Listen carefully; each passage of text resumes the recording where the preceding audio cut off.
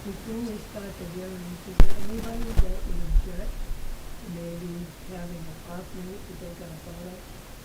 Because we'll have somebody missing on the night, Yeah. will push us to the end of March, which means our photo won't change till sometime in May.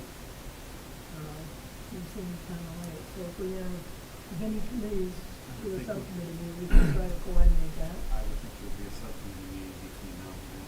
Okay. I could be wrong. There's one scheduled, but it won't It's still stated? be needed, right? So if we can do that, if anybody's gonna be gone for any extended period of time, just let the clerk know and, so. You're thinking next week, Claire? I'll be out of town Thursday and Friday next week. I'll be out of town next week, Thursday and Friday. So maybe Tuesday. Yeah, Wednesday. so. So we'll stay away from Thursday. Okay. I'm thinking Tuesday. Well, we can do that Tuesday. How about Wednesday? Yeah, Wednesday works. Wednesday?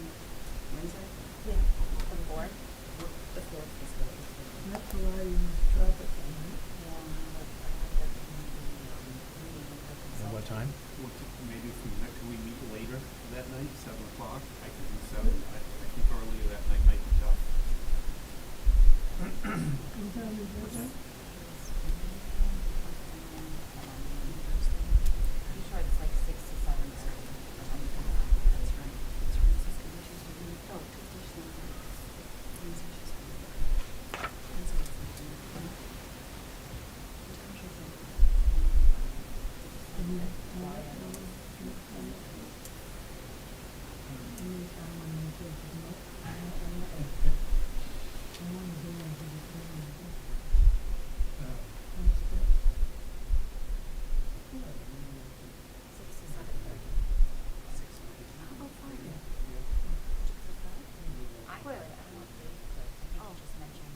David, could you make a 5 or 5:30 photo? Because a lot of these things at 6.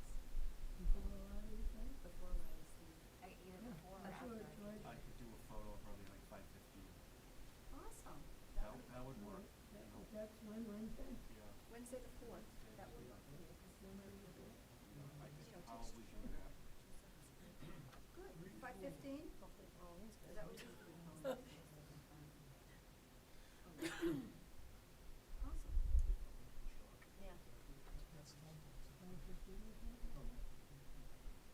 Excellent. Good.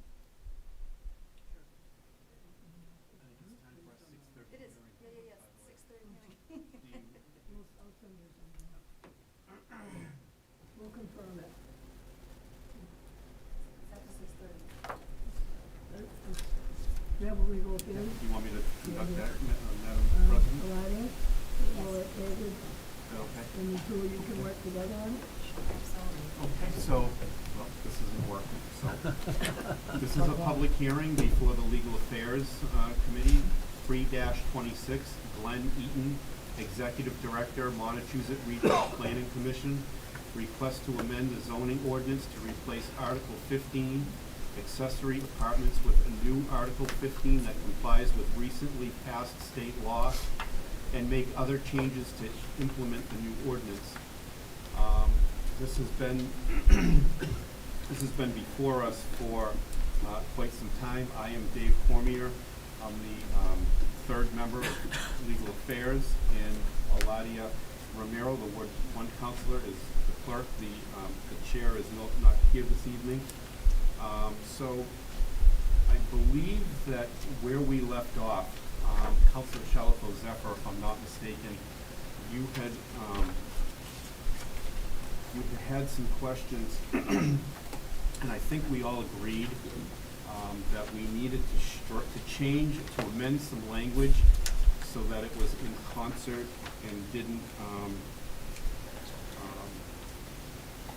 conflict with other language that was proposed in this ordinance, if I'm not mistaken. And I think it was on, from what I'm reading here, page 3 of the proposed amendments. The language in number 12 seems to conflict with 22-37.2. If I'm not mistaken, what we had agreed to was we were gonna change the language from 10 feet to 5 feet. Yep. Am I That's correct? wonderful. And To be we consistent. basically had gotten to the point at a subcommittee meeting where that's what we agreed upon. All we were waiting for was the next public hearing, which was supposed to be the last meeting in January, and we had a storm, and so that did not happen, and we had to re-advertise and all those sorts of things. So I think all the framework to this has been laid out, and during the meeting, we can ask for that amendment and then move forward. But prior to, really getting to the meat and potatoes of this, I just want to ask, since Attorney Riley is here, this was advertised for Monday, February 23rd. Its own publishing, as I believe the city clerk has. And after I had a conversation today with Madam President, I just want to confirm for the record that you agree that we can have this hearing and we don't need to republish it. If you want to explain. I can, yes.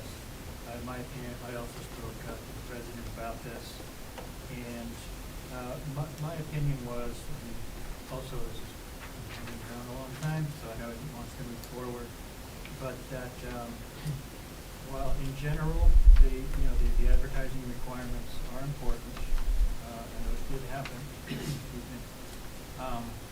But I thought that in taking the totality of circumstances here, blizzard, the governor declared a state of emergency, everything was shut down. Obviously, no one tried to show up here on Monday, and it was posted in accordance with the open meeting law to move things to Wednesday. In my opinion, this would still be legally valid to go ahead with this public hearing. Okay, just wanted to make sure that was on the record for you, that we proceed. I'm gonna go to, if the Ward One counselor is okay, I'm gonna go to Counselor Shalfo Zephyr. Yeah, who thank wants to you. weigh in, Yep. and then I'll go to the Ward One counselor. There were two questions that were raised with Attorney Russell from KP Law. And the second one had to do with language that was added. And the language that was added was proposed language, amend section 22-24 business B district by adding the phrase in quotes, other than detached single-family homes to item 24.3.1. And Attorney Russell came back and said, the question was, does this language preclude single-family homes from being built in BB with a special permit, or are single-family homes allowed to be built by right and not subject to a special permit? That was the question. She came back and said, in my opinion, this provision prohibits single-family homes in the BB zoning district but allows other residential uses by special permit. I'm not aware of what the planning board intended, but in my further opinion, this conflicts with the table of uses which allows certain residential uses, parentheses, bed and breakfast or inn and upper dwelling units, 1 to 4 units by right. I am also confused why this is in the zoning amendment, as it does not relate to ADUs. So at the meeting that we had, and the last time we discussed it, we agreed to changing the 10 feet to 5 feet and also eliminating this language. There were 2 points, yeah. Just deleting it. Deleting, delete it. exactly, Okay. yeah. I'll go to the other member of Legal Affairs. Would you like to weigh in on anything regarding this petition? No, that is correct. I believe that Counselor Shalfo Zephyr just described that her recollection is how I recall it as well. And I'm in agreement. Right. So, before I go to the members of the City Council, Counselor Shalfo Zephyr, I'll ask during the regular meeting if you want to make those amendments. Sure. And then we'll proceed from there. Does any other counselor have any questions or comments or input on 3-26 before I go to the public? Seeing none, I'm going to go to the public. Would anybody from the public like to speak in favor of 3-26? If so, please come to the microphone, state your name and address for the record. Once again, would any member of the public like to speak in favor of 3-26? For the third time, would any member like to speak in favor of 3-26? Would anybody like to speak in opposition to 3-26? Once again, would any member of the public like to speak in opposition of 3-26? And for the third and final time, if any member would like to speak in opposition to 3-26, please come to the microphone. Seeing none, I believe we've hashed out everything that needs to be hashed out with 3-26. And I just want to thank Councilor Shalfo-Zephyr for all that input. I know that you had those concerns and they were found to be valid, and we'll make those amendments during the regular meeting. But I think at this point, it is, unless there's any objection, it is safe to closing the public hearing on 3-26 finally.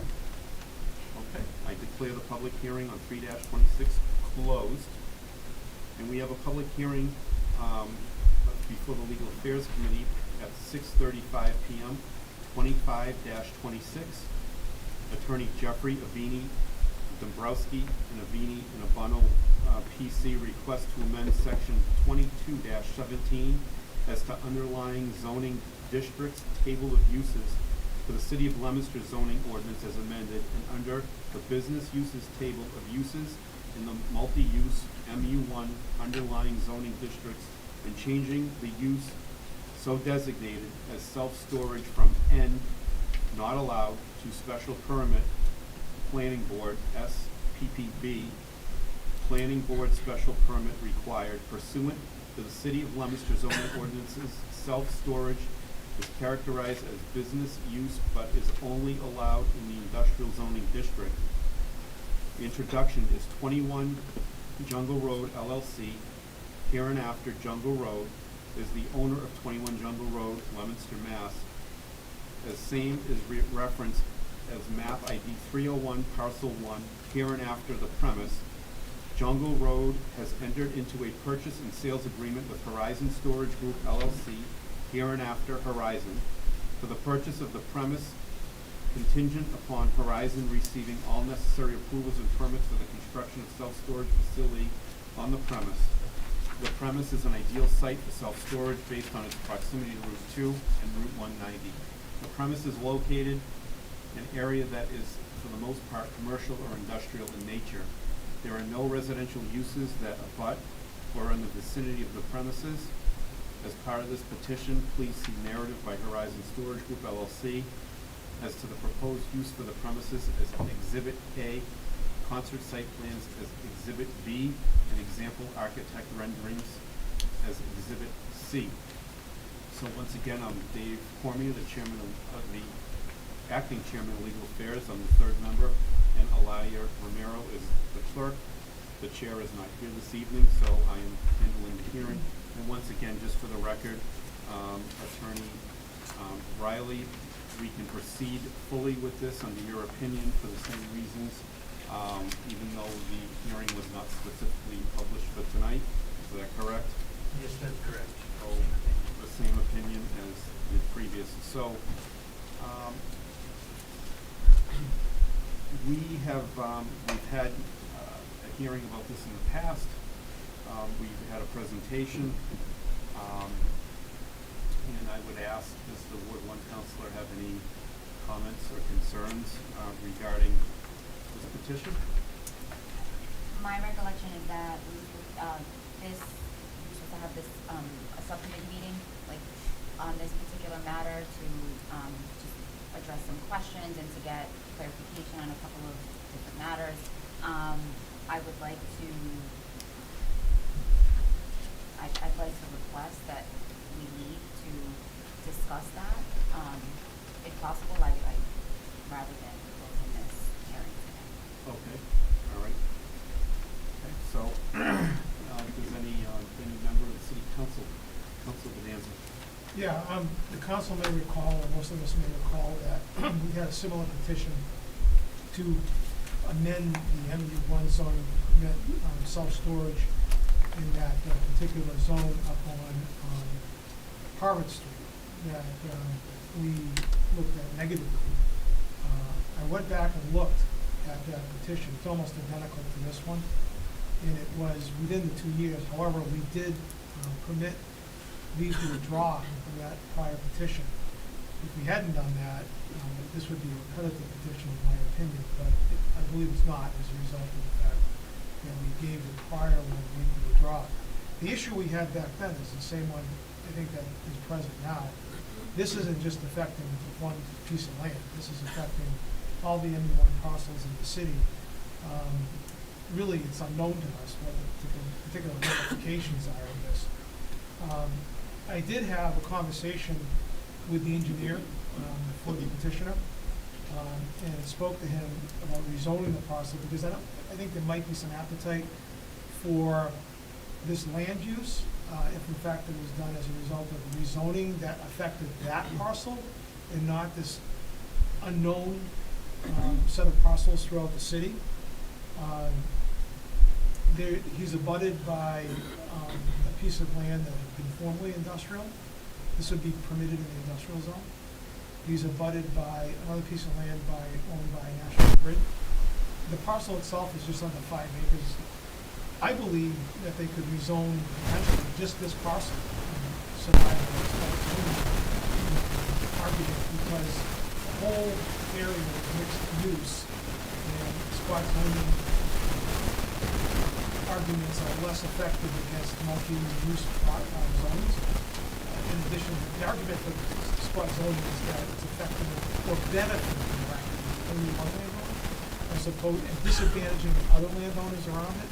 I'm not sure how this would disadvantage everybody else in the zone. I think, like I said, it would be, you can show there's a benefit to the city at large, and you can show there's something unique about the area. And again, if it's a mixed-use zone, these were all sort of potential characteristics of this project that might allow even just the rezoning of that one parcel and survive the spot zoning claim. Moreover, it doesn't prevent them from getting other parcel owners on board to rezone the property back to what it was. It used to be industrial. So in my view, I think I think we're beating the dead horse if we move this along for additional hearing or something. I can't countenance the idea of changing the MU1 zone wholesale across the entire city for this one project. We said no once before. I mean, we did allow them to withdraw it. I don't see how this thing makes it any further, at least from my point. Yeah, my comments were going to be similar to that of the Ward 4 councilor about the previous petition we had less than 2 years ago. I guess one question I have kind of related to the administration that the chair made is the petitioner made aware that this would be still heard tonight? Okay, I just want to make sure if we're going to deny something, at least give them a chance to come in and defend themselves. I agree, I have concerns about changing the whole MU1 zoning to allow this across the city, and then us get into a position where we were like, oh, but we didn't mean there, in 6 months from now or 10 years from now.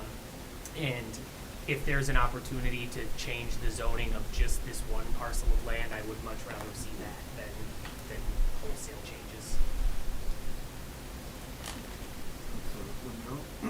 And that's exactly why I had suggested the subcommittee meeting, but it doesn't have to be that, but, the January 12th meeting, Councilor had indicated that there was a potential to, particularly maybe rezone just specifically for this project versus the entire MU1 for the whole city. So I wanted just more information about that and that process and that, how that would play out, particularly for this project. But again, if we're opposed to scheduling a subcommittee meeting to kind of hash out all of those details, I'm happy to discuss it in another forum or take another opportunity to have that conversation. Yeah, I'm just gonna go along with the Ward 4 councilor. We've had these discussions many times over the past couple of years that, this does affect every MU1 district in the city, and I don't think, I'm not supportive of doing that. I think there is an opportunity to change. If there's a real desire for this as an opportunity to change it, back to industrial, that all that area was industrial, prior to the change in Route 1.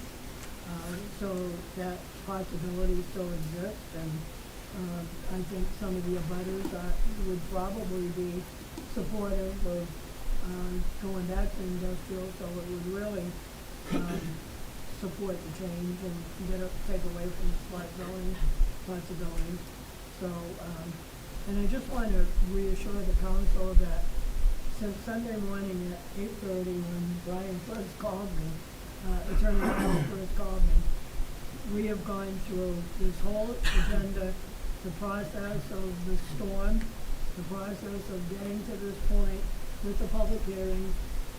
I spoke to the court on Sunday as well, so we went through everything. So everything that we're doing tonight has all been legally supported and has been in concert with what the city solicitor is supportive about. So just to reassure the council on everything that we're doing tonight. I'm sorry. As a point of clarification, our recommendation is going to be to rezone this to industrial? No. No? No. That's his Just- option. That's his option, That's we're his just gonna option. deny it. We're gonna either vote for this, Or or den- deny it. Or Deny it, deny okay, this. okay. All right, thank you. Huh? Or give it leave to withdraw. Or give it, okay. Is there, is there any other comment, question? I'm gonna go to the public, and then I'm gonna weigh in. Motion Counselor to Shalfo close Zephyr? the Yeah, I just had a quick question, this is probably for Attorney Ryan, or for anybody. Has anyone, did anybody speak to the petitioner, this week after the meeting at Grand Salon? Were they assuming that this was just going to get further time and they would catch us at the next public hearing? I just wanna make sure that, No, okay, so, they knew about the Monday 23rd meeting. right, I remember that. And I emailed Jeff and told him that it would be rescheduled until this evening. I Okay, haven't heard anything from anybody else okay, since then. okay, but he was aware? Yes. Okay, good, all right, thank you. I'm gonna go to the public first, and then I'll weigh in, unless anybody else has any more comment? Anybody else? I just, real quick, I mean, we went down this road once and gave that prior petition leave to withdraw. If we had denied that one, we wouldn't be there. So I might be a little remiss, I hate to say it, but I think my position is, because this could come up again, same problem. In another area of the Same state. problem, Yep. we're gonna affect, I mean, how do we say to the people in North Leominster that, we essentially discouraged the gospel?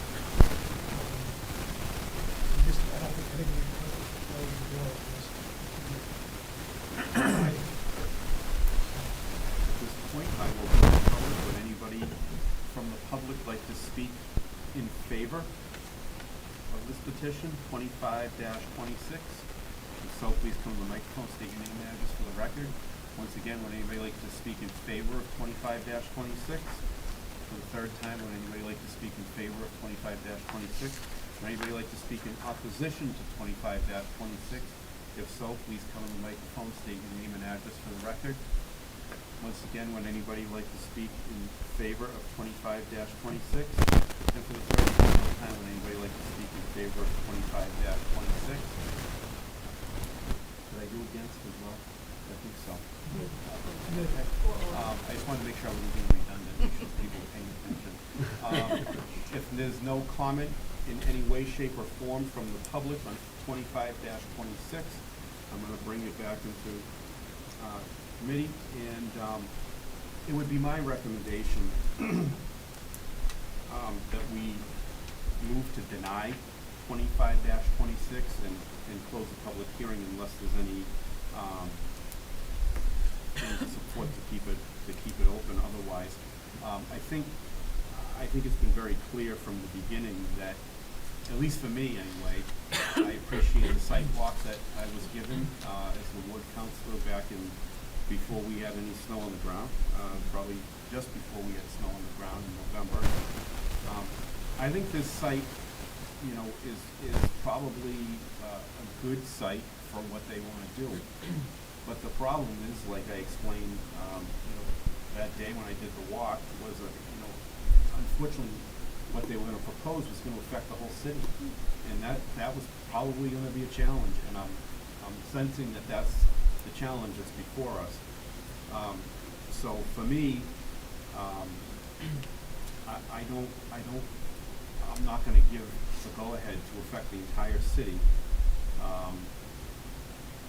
on this particular zoning. I think they need to find a different way, if there's one, to move forward without affecting the whole city, and changing the zoning, and then we can have one of these facilities in a place that is probably not anywhere near as conducive as this site is. So, that would be my, recommendation. And once again, I'm gonna go back to the other member, and see if there's any appetite to closing this public hearing and moving forward. Yeah, I think, given what I've heard, this evening, I share similar concerns. The broader implications for the city, should this pass, are just, they're just, there could be some serious consequences for that. So, given that, I am not, opposed to closing the hearing on this and, issuing whatever recommendation that they look, for other alternatives to this project. Okay, so at this time, unless there's any other questions or comments from any other member of the city council, I'm gonna ask that we close the hearing on 25-26. Thank you. Thank you, Mr. Co-Chair.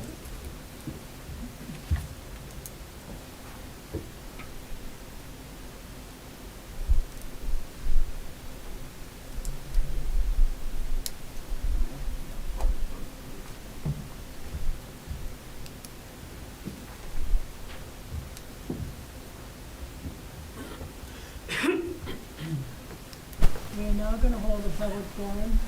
Public forum is an opportunity for any member of the audience to speak on any matter specifically listed on the council agenda. Speakers will be asked to enter the microphone and state their full name and address, along with identifying the specific items they wish to address. Each speaker is respectfully asked to keep their comments within a 2-minute time frame.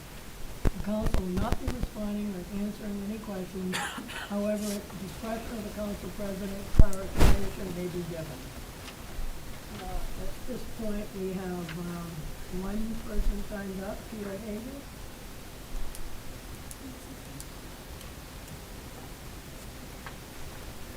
Hi, 333 Elm Street. Here to talk on item 3026.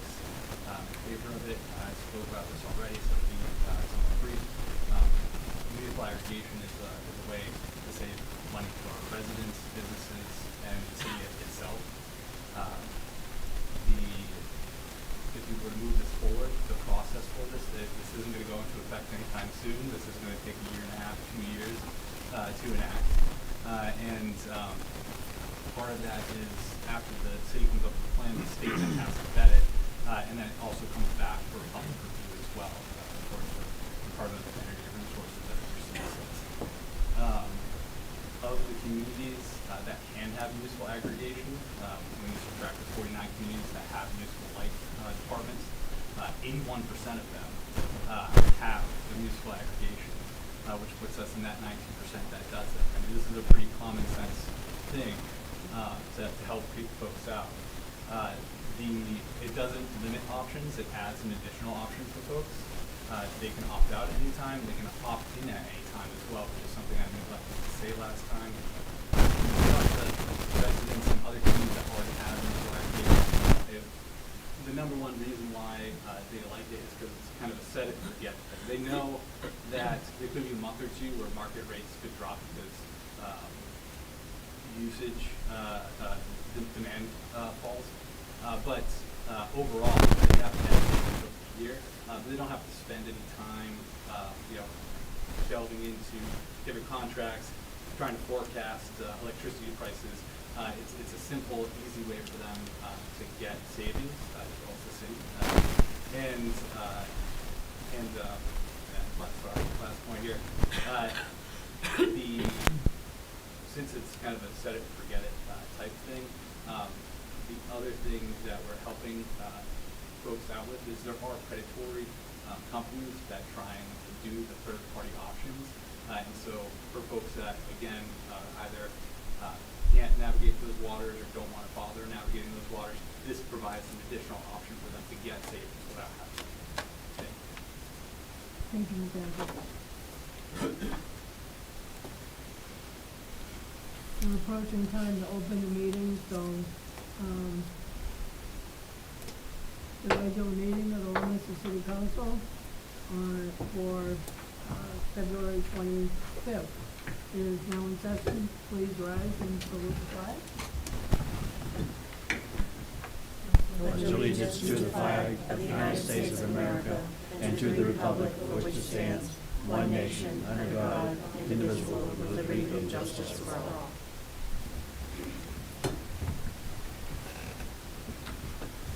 Now do a roll call of councilors in attendance. Councilor David Cormier. Present? Councilor Ivey. Present. Councilor Noseworthy. Present. Councilor O'Neill. Present. Councilor Charles Zephyr. Present. Councilor Robbins. Present. Councilor Bedanza. Present. And I will be listed as president.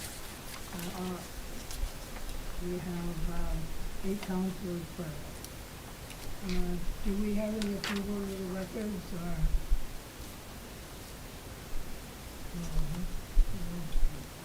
Okay, all right, we'll put that off until the next meeting. We have plenty of time on that anyway. Motion for recess so we can finish the public forum. Second. Now we have a motion to recess. Second. All those in favor, say aye. Aye. Those opposed? Council is in recess. Is there anyone else in the audience that wishes to address the council on any matter on the council agenda?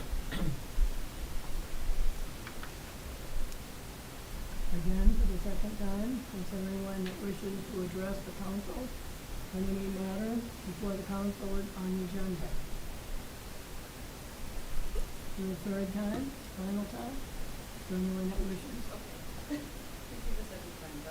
All right, if you come to the podium, state your name and address. I wasn't sure if, we were, or if it was being discussed, the petition for the Human Rights Commission. I'm sorry. The steps for the petition for the Human Rights Commission, I wasn't sure if that was being discussed tonight. It's only being regular coursed tonight. It's on for the first time. Yeah. I did send an email to every Do councilor. we have your name and address? Oh, I'm sorry, my name is Robin Dowling, and I Okay. reside on 29 Fifth Avenue. I apologize, No problem. I came last moment and I didn't, know if it was a possibility to speak on this, and I do understand. You can certainly speak on it. You're allowed to speak on it. We just will not be taking any action on it tonight. Right. I did send an email to every counselor, and I do want to thank the ones that responded, the counselors that responded. Thank you very much. I did have one thing that I wanted to read just for us to kind of chew on and meditate and think about. And it is a quote from Eleanor Roosevelt. If I could just read this. Whereafter do human rights begin? In small places, close to home. So close and so small that they cannot be seen on any map of the world. Yet they are the world of the individual person. The neighborhood he lives in, the school or college they attend, the factory, farm, or office where they work. Such are the places where every man, woman, and child seeks equal justice, equal opportunity, equal dignity, without discrimination. Unless these rights have meaning, they have little meaning anywhere else. Without concerted citizen action to uphold them close to home, we shall look in vain for progress to the larger world.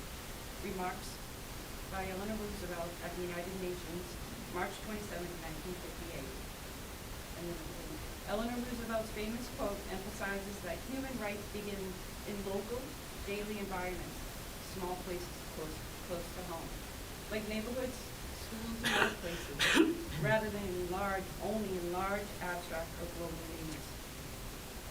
Eleanor Roosevelt argued that if rights are not meaningful there at home, they hold little significance elsewhere. So I just wanted, I had come across that today and I just wanted to share that.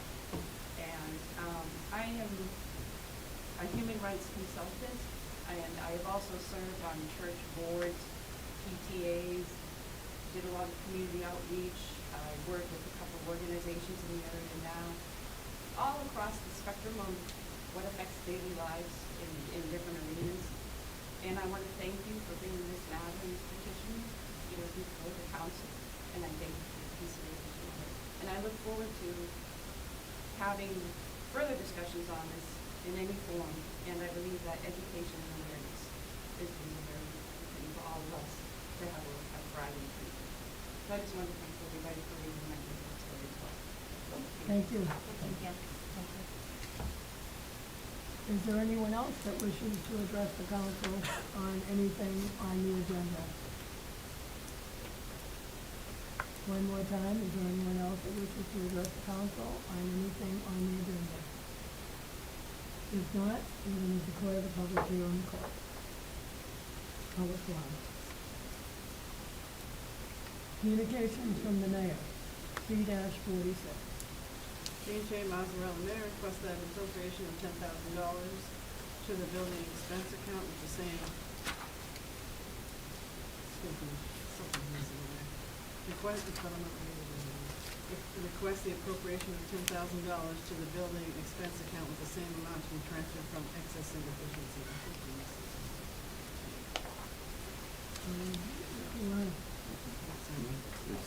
It's all, fine. it's short but sweet. Yeah. Yeah. Adequate. Okay, then, C-46 is referred to the Bureau of Finance. Thank you, Madam Chairwoman. First time on the calendar, regular course, please. Okay, C-46 is given regular course. C-47. Jean J. Mazzarella, Mayor, requests the appropriation of $500 to be used for the distribution of a scholarship to a disabled high school student. C-46 is again referred to the Chair of Finance. C-47 will be given regular course. C-48. Jean J. Mazzarella, Mayor, requests an appropriation of $3 million to be transferred to the stabilization fund from excess and deficiency. C-48 is referred to the Finance Chair. Thank you. C-48, first time on the calendar, regular course, please. Okay, C-48 is given regular course. C-49. Jean J. Mazzarella, Mayor, requests an appropriation of $3,812.50 to the parking and enforcement expense account with the same amount to be transferred from excess and deficiency. C-49 is referred to the Chair of Finance. Yes, once again, first time on the calendar, regular course, please. C-49 is being given regular course. C-50. Jean J. Mazzarella, Mayor, requests that the amount of $20,000 be made to the Bulletproof Vest Fund with the same amount to be transferred from excess and deficiency. C-50 is referred to the Chair of Finance. Thank you, Madam President. Regular course, please. C-50 has been given regular course. C-51. Jean J. Mazzarella, Mayor, requests an appropriation of $50,000 to the city solicitor expense account with the same amount to be transferred from excess and deficiency. C-51 is referred to the Chair of Finance. Yes, once again, Madam President, regular course. C-51 has been given regular course. C-52. Jean J. Mazzarella, Mayor, requests an appropriation of $420 to the veterans expense account with the same amount to be transferred from excess and deficiency. C-52 is referred to the Chair of Finance. Thank you, Madam President. Regular course, please. C-52 is being given regular course. Could I just point out before we move to petitions, on C-47, even though it's a very small amount of money, I don't see where it's coming from. I'm requesting an appropriation of $500. I saw that as well, and I figured you would find out. Yeah, I will. It's in the It's in the letter? It's in the attachment. Right there. This is the liquor commission. Is there a disciplinary commission? Yeah, I believe that's where he's taking it from. Yeah. Okay. Yeah, I From the believe fines so. account. One of those one of those accounts, I We'll, think. we'll I think it's control the on that. handicap fine account. Take it out next time. We can amend it, we'll amend it next time. Okay, thank you. Thank you, Madam President. No problem. gonna remind everyone to speak up so the audience can hear us, because we have no working microphones at the moment. Moving on to petitions, first on the agenda, 36-26. Gregory C. Chapter Lane Purchasing Agent requests to allow the purchasing agent to award a contract for school busing services for a 5-year period. The current contract will expire at the end of this school year, June 30th, 2026, and in anticipation of its expiration, I am in the process of preparing an invitation to bid to secure transportation services for the next 5 years, said services to begin July 1st, 2026. 36-26 is referred to the Chair of Finance. Thank you, Madam President. First time on the agenda, regular course, please. 36-26 has been given regular course. 37-26. Carrie Noseworthy, Ward 5 Counselor, requests that the city adopt the following policy and establish a human rights commission for the city of Leominster. 37-26 is referred to the Legal Affairs Committee, and I also think we should probably go to Ways and Means as well. Or possible policy or ordinance. So, Legal Affairs first, Councilor Romero, you wanna go with that, or you want me to go with Councilor, Cormier? If Council Cormier is okay with the proceeding, then we can continue. Councilor Cormier, we're gonna give you the two. Okay. So I would give this regular course with a referral to the mayor.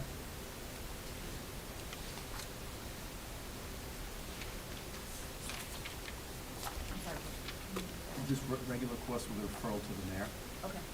unless anybody else has any other referral they like. And probably the city solicitor? If, Well, when we get to that point. Right, because this is an ordinance, so it's gonna have to go to them. Well, If it's passed, I it'll go think to them. that was the question, because it's actually coming in as a policy, Right. and I don't know that we have the right to adopt the policy, Right, if it comes from We- the mayor.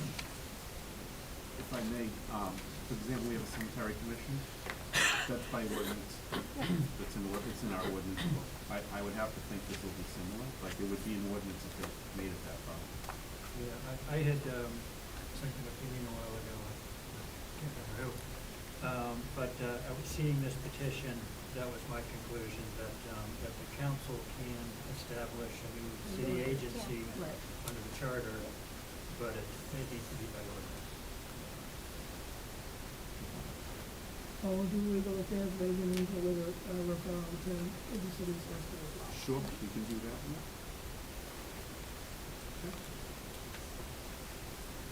Okay, moving on to matters before the city council.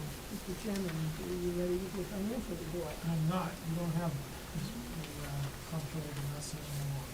Okay, that was because of the storm, probably. Okay, so we'll do that. How about, we had no finance, right? No. Remarkably. You were great tonight. Yeah, easy night, Madam President. Easy night. All right, moving on to Ways and Means, C-44. C-44, Dean J. Mazzarella, Mayor, requests that the City Council vote to approve Suzanne Kohler and Sandra Cucciaro to the membership of the School Building Committee for Fallbrook Elementary School. We were supposed to have this was supposed to be part of the subcommittee on this past Monday night, but obviously with the storm, that didn't happen, so, and it didn't get reposted for tonight, so just very quickly, I think we can come up with a recommendation. It'd be my recommendation that we grant C-44. I think both of these women have been involved in education in one way or another for many, many, many years, and they will be an asset to give all the input needed for a new school building in our city. And it would be my recommendation we grant C-44, and I'll ask you to check with the other member that is here this evening, Councilor Robbins. I agree. Okay, Okay, so it's a unanimous recommendation to grant C-44. we have a unanimous, recommendation from Ways and Means. Do any other councilors have any questions or comments? Councilor Salvatore Zephyr. I just see both Ms. Kuchera and Kohler in the audience, and I'd like to say thank you very much for stepping up to do this, because with all of your experience on the school committee, both of you bring valuable experience and a really important perspective. So, thank you. Thank you. Anybody else have any questions or comments? Okay, if not, all those in favor, so we'll do this in roll call. They should be local. Yeah, that's gonna be roll call, just trying to decide whether to do it individually or together. Yep. All right, let's do it individually. Counselor Cormier, you're on. Let's take Suzanne Kohler first. Yay? Yay. Yay. Yay. Yay. Yay. Yay? And I'll be recorded as yay. And now the recommendation for Sandy Cucciara, the school building committee, Counselor Cormier, Yay? Counselor Eisenman. Yay. Counselor Nosworthy, Yay. Counselor Romero, Yay. Counselor Shalfo Zephyr, Yay. Counselor Robin. Yay. Counselor Bedanza. Yay. And I'll be recorded as yay. Congratulations. to both of them. Moving on to C-45. Dean J. Nazarella. C-45, Dean J. Mazzarella, Mayor, requested the appointment of the following. Planning Board, term to expire 4/15/2031, John J. Souza. Madam Clerk, it would be my recommendation. If I could just interrupt you. Mhm. I have asked the city solicitor to join us tonight because we've all gotten emails, and a number of the emails have been some bad information, some different points of view on exactly how appointments, whether they be holdover appointments, interim appointments.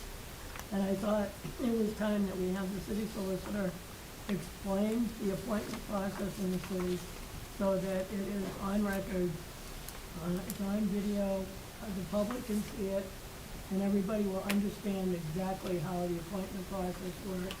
We all got a list. We know there were some appointments that are due, long overdue, and I'm sure there'll be more coming down. We need to have a clarification so that everybody's on the same page and knows what the legal process is for the council. So with that, Councilor Riley, thank you for being here with us. So I'll start with the holdover issue first. I know that Mr. Souza been serving on the planning board for a long time. Under the charter, it's an appointed office, appointed by the mayor with confirmation by this council, and for 5-year terms. And apparently, I learned a few months back that this particular 5-year term had expired quite some time ago.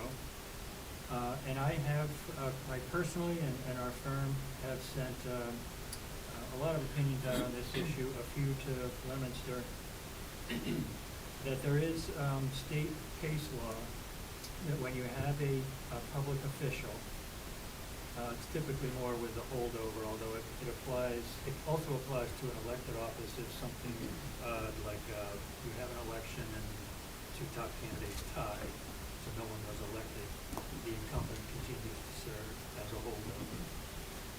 But what the cases say that it's sort of, for public policy reasons, you don't want there to be questions about, this person's term expired, that means his vote was invalid. And so what the cases have said is that it's not technically part of the term, but the person who held that office is allowed to continue to serve in that office until someone, whether it's the same individual or someone else, is qualified to take their position with a new term. And so these are called holdovers. Now, the kind of implied in these cases, and this is what I said in my opinion too, is that this is supposed to sort of solve a problem on a short-term basis, holdovers really aren't supposed to carry on indefinitely. But at the same time, there is no state law that says you can only be a holdover for X period and then you're out. So the opinion I gave regarding the planning board chair was that I believe he still holds that position as a holdover. But I, did recommend to the mayor's office that, that this be rectified, so there isn't this sort of gray area, or at least apparent gray area with someone. Are they legitimately holding their office or not? So the mayor acted on that, as you know, on this agenda item, put forth Mr. Souza, who is the incumbent, to be nominated for to be appointed for a new 5-year term. So that was the appropriate way to approach this problem, quote unquote. Now since then, so that's how holdovers work, and that's what we have always advised. Since then, a couple of things happened this afternoon. One is that Mr. Souza sent by email something to the council president and also to the city clerk, saying that he wanted to accept this memo as my resignation from the Leominster Planning Board, effective the last day of June of 2026, which is a few months down the road. And then when the mayor was informed of this, the mayor contacted the president and said, I would like to withdraw his appointment rather than have the council go on. He just wants to withdraw it. And the withdrawal is not specifically mentioned in the charter, but I don't see any reason why the mayor wouldn't have the authority to do that. So assuming the council is fine with that, I believe where this stands then is if his name is withdrawn, he continues to legally hold the office as a holdover. But I would also add that under state law, when a public official puts in writing and files with the city or town clerk, I am resigning my office effective this date, they literally cannot take it back. So if Mr. Souza continues to serve through the end of June, that's fine. He will have resigned as of that date, and that seat on the planning board will be vacant. I suppose technically the mayor could put forth someone else to take that seat for a 5-year term, but I think that's where it stands right now. He is no longer up for appointment for a 5-year term. He would continue as a holdover until the end of June, and then, assuming nothing happens in between that with this seat, he will have resigned and that planning board seat. So I just, if I may, Madam Vice President. Attorney Riley, I had also asked you just to take your opinion a little further. I was here back in, I think it was 2016, when an appointment came before the city council, and we had tabled it to study. And then we were told sometime later that, guess what? Under 3.8 of the charter, that person is by default, because for our inaction, that person is now appointed. So, and that person is still in that position, and their name has never been sent back down here ever again. So I wanted some clarification on 3.8 of the charter, because I wanted to make sure that that's not gonna happen again. At least not with me being the chair of this committee. We're gonna take some action if we have to take some action. So I'd asked you about 3.8 of the charter. I wanted a full understanding of, so basically, you can, please stop me if I'm wrong. When the mayor sends us down a name for confirmation, Basically, the clock starts the night that we get a regular course. That's the night that it's on our agenda for the first time. So for the purposes of this appointment, we are now 14 days into this clock. And the clock does not stop on holidays, days that City Hall is closed, weekends, or anything like that. 16, I'm sorry. I think. 16, Oh, I'm sorry, Yeah. today's not Monday. I'm used to Right. thinking it's Monday. Right. It's Wednesday. See, I'm See, playing that clock. exactly, Yeah. exactly. What, this is Monday, I'm used to Monday. I'm gonna be off all week because I'm thinking tonight's Monday. We're 16 days just for into the it. week. Yeah, well, I'm off, you know, that's another story. So anyway, we're 16 days into this, and so I got clarification for now or anything in the future as to when, you know, the clock stops. And basically what happens is this council has to say yea or nay, within 28 days of that appointment becomes, effective. Is that correct? Well, what this section 3.8 says is that when the council first gets it, it shall submit that proposed appointment to a standing committee. The standing committee has to report back within 28 days, and if let's say the council's holding a meeting tonight, you get this name, you give it to a standing committee, tomorrow would be day one. But the standing committee has 28 days to come back with their recommendation, and the council has 30 days, so 2 extra days, to vote on that, whether to confirm that or not. But as of the 30th date, the charter says, shall become effective and shall be deemed to be confirmed on the 30th day following the date was received by the city council. So if you get to day 31, the council hasn't voted to reject the appointment, sort of happens by default. It's approved by default. So basically, under a strong mayor, weak city council form of government, you know, we really can't stall this process. We have to move along. So if we were to give it further time, table for study, leave to withdraw, anything of that nature, you know, after 28 days, the potential is there that the mayor could, not the potential, the appointment will become effective.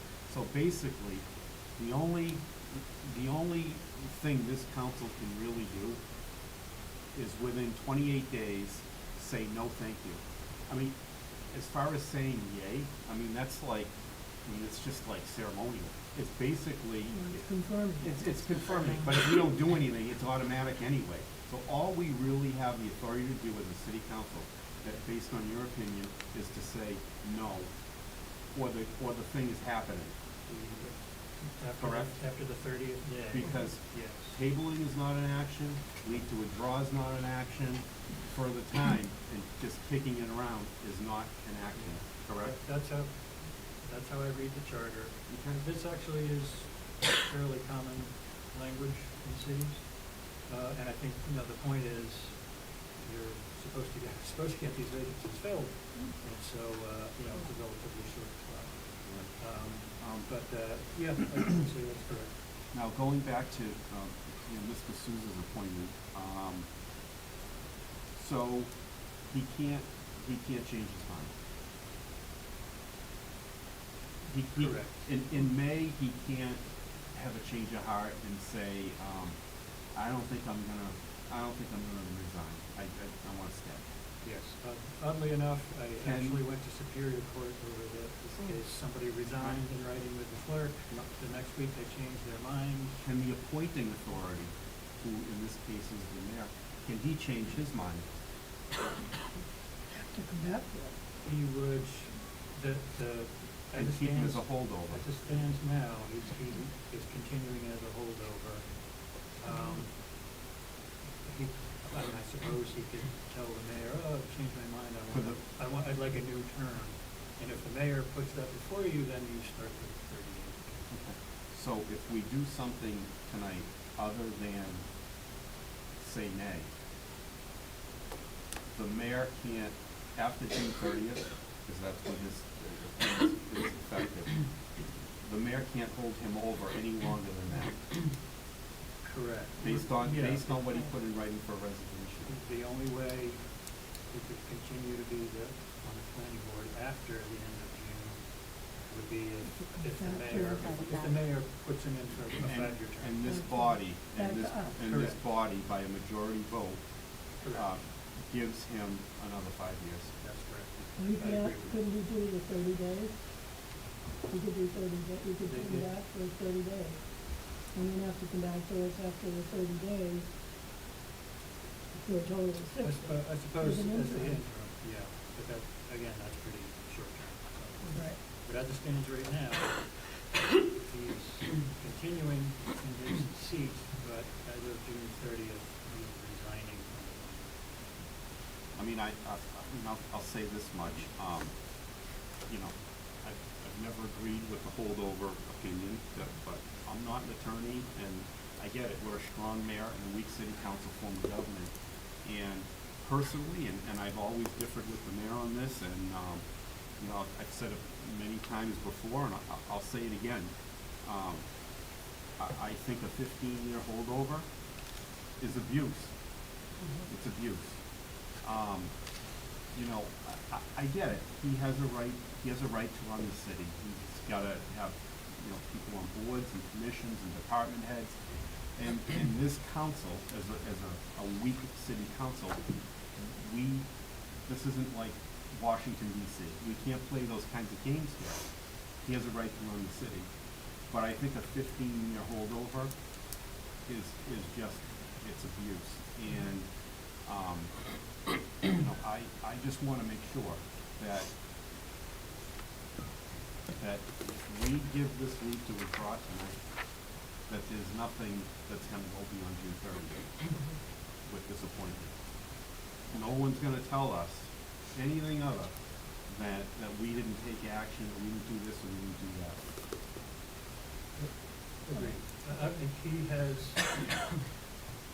legally in office now, and he would continue if the mayor has withdrawn his name, but not past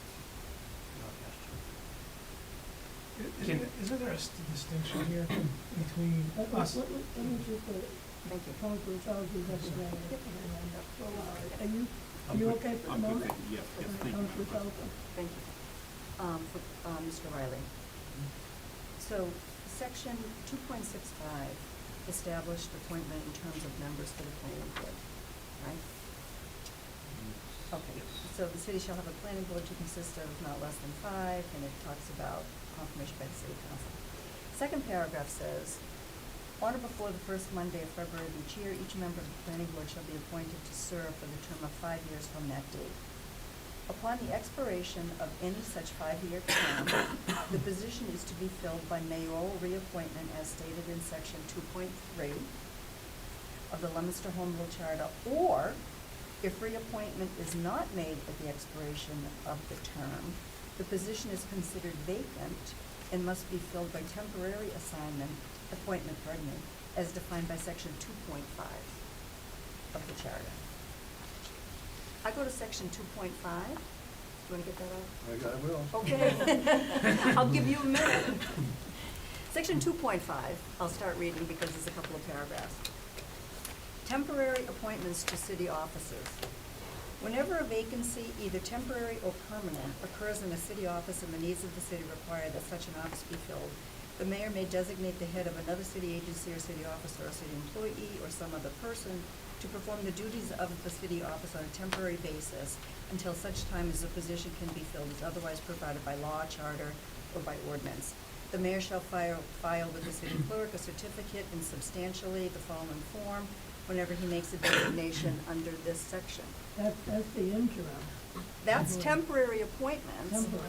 that section 2.65 refers to. If the appointment is not made by the expiration of the term, then the mayor is required to appoint somebody temporarily according to section 2-5. Isn't that the same as an interim? It's there, can I keep reading? Because I think this is the important part. So it provides some language for the mayor to, send down to us. I designate, name a person to perform the duties of the office, blah, blah, blah. I won't read that. But then the last paragraph I think is really important. No such temporary officer shall be appointed for a period longer than 60 days. However, he may be reappointed for succeeding 60-day terms without limit unless rejected by a 2/3 vote of all members of the city council. Any such temporary officer shall be sworn and give bond for the faithful performance of his duties in accordance with the provisions of law applying to the officer whose place he fills, and if he fails to do so within 10 days after his appointment, the mayor shall rescind the appointment and appoint another. So, That's what we've done with interim appointments. but Mr. Souza should have had numerous 60-day temporary appointments after his term expired. And we, the city council, with a 2/3 vote, could have rejected any one of those temporary 60-day appointments. I think that it doesn't matter. I mean, what he's done in the past with other appointments is he sends 30 days down. The 60. No, he comes, it's 30 at first, and he doesn't need a vote of the council, and then I think the additional 30, he needs to get a vote of the council. That's how we've usually done it.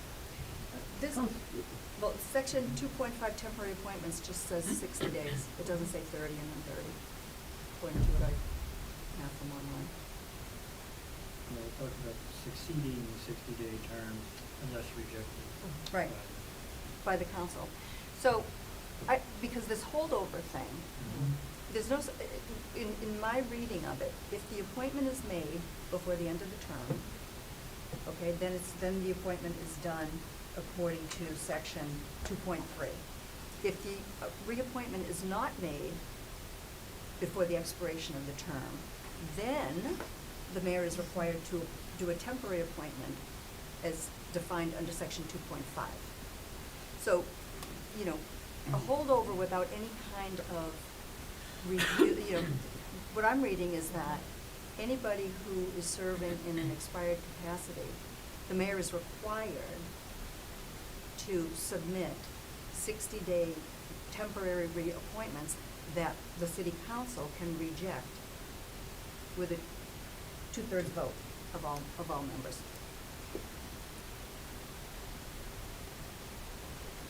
Well, Attorney Riley, Richard, when you go to the council, the Yep. meeting, No, I was just drawing a distinction between us as a body giving that C-45 leave to withdraw versus the mayor asking them, who is who sent the communication, asking them. I think those are two different things. It's an important distinction. If we give it leave to withdraw, we have an act. right. But if the mayor asks for it to be withdrawn, I think that puts us in a position where we have, and I'll ask Attorney Riley to confirm this. If the mayor asks for a leave to withdraw, it's not putting us in a position where we sort of accidentally, by inaction. I would definitely say that 30-day clock is no longer. Okay. Okay. Can I ask an extension of that sort of line of thinking? If we chose to deny, we still have this letter on file that says he's resigning. So if we deny this, he is still in a holdover capacity because the mayor hasn't given us anybody new. No. No. He's We're done denying the immediately. He'd be confirmation. done immediately. He'd be done Yeah. immediately. He He'd be wouldn't be done. allowed Oh, I to see. go till June, Yeah, I would think. Right. correct. That was my Yeah. question, is would he He'd be be able? done. He'd be done, okay. So Yes. just for clarification again as well on my end, so are we going to vote on the mayor's request to withdraw this? That's what we're trying to figure out. Yeah, that's what here. you're right, okay, and, yeah, I guess that's, So. We haven't got to that discussion yet. yet, we're Yeah. I still wanted trying Attorney to, Riley to talk about the Right. appointment Right. before we get into that. Right, Yeah. because I'm questioning the whole holdover, the way it's been defined and the way it's been explained. I don't believe that that's really the case. And I was just gonna say, while the attorney's looking it up, as the at-large counselor mentioned, from what you just read, and I'm not an attorney either, but from my interpretation, he's not even in there in a valid capacity to put in his letter of, you know, resignation from. He's never been temporarily. He's never been appointed. temporarily appointed. You know, I have a question about that, and I don't know for sure, but how many of these unvalidated temporary appointments do we have in the city? Yeah, that's Several. I think we've got, Several. we've got quite a few That's a of them, you know, problem. that would, all of a sudden, we're gonna be in deep doo-doo. That's right. But We he, are. but, you know, The- with all due respect, the mayor's been operating this way based on an opinion that was given by KP Law. Many So years ago. they, Yeah, but- right, so they had indicated something that, you know, in their opinion, may not actually be correct, is what counselor, you know, Yeah. the ward counselor here has just highlighted. So I think we need clear, yeah, Lodge, excuse me, I'm sorry. I'm sorry, I'm just, ugh. So yeah, obviously we need clarification. Yeah. One reason I keep looking at this ordinance, 2-65, it says upon the expiration of any such 5-year term, this is just on the planning board. Positions to be filled by mayoral reappointment as stated in section 2.3 of the Leominster Charter. And it has in parentheses, or if the reappointment is not made at the expiration of the 3-year term, I don't know what that's referring to. The position is considered vacant and must be filled by temporary appointment defined in 2.5. I think it's a probably typo, because most yeah. of our terms They're are all 3-year 3 years. terms, except for the I planning think Except for board. the planning. Yeah. planning board, I board think was it's five. 5. Yeah. Yeah. Yeah. Yep, that's Okay. a typo.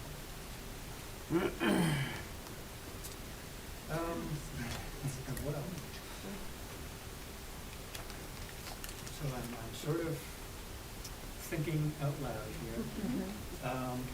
You know, the court cases that I've cited on holdovers, I think I can make a blanket statement that kind of would take precedence over an ordinance, which is not consistent with what the courts have said happens if somebody's term expires and no one is qualified to start a new term. But the charter, you know, the charter 2.5 says what it says. doesn't it? It's pretty clear. It is very clear. So it may be, and if I may, I wouldn't mind having a little time to put this in writing back to you, but, No, I it may agree. be that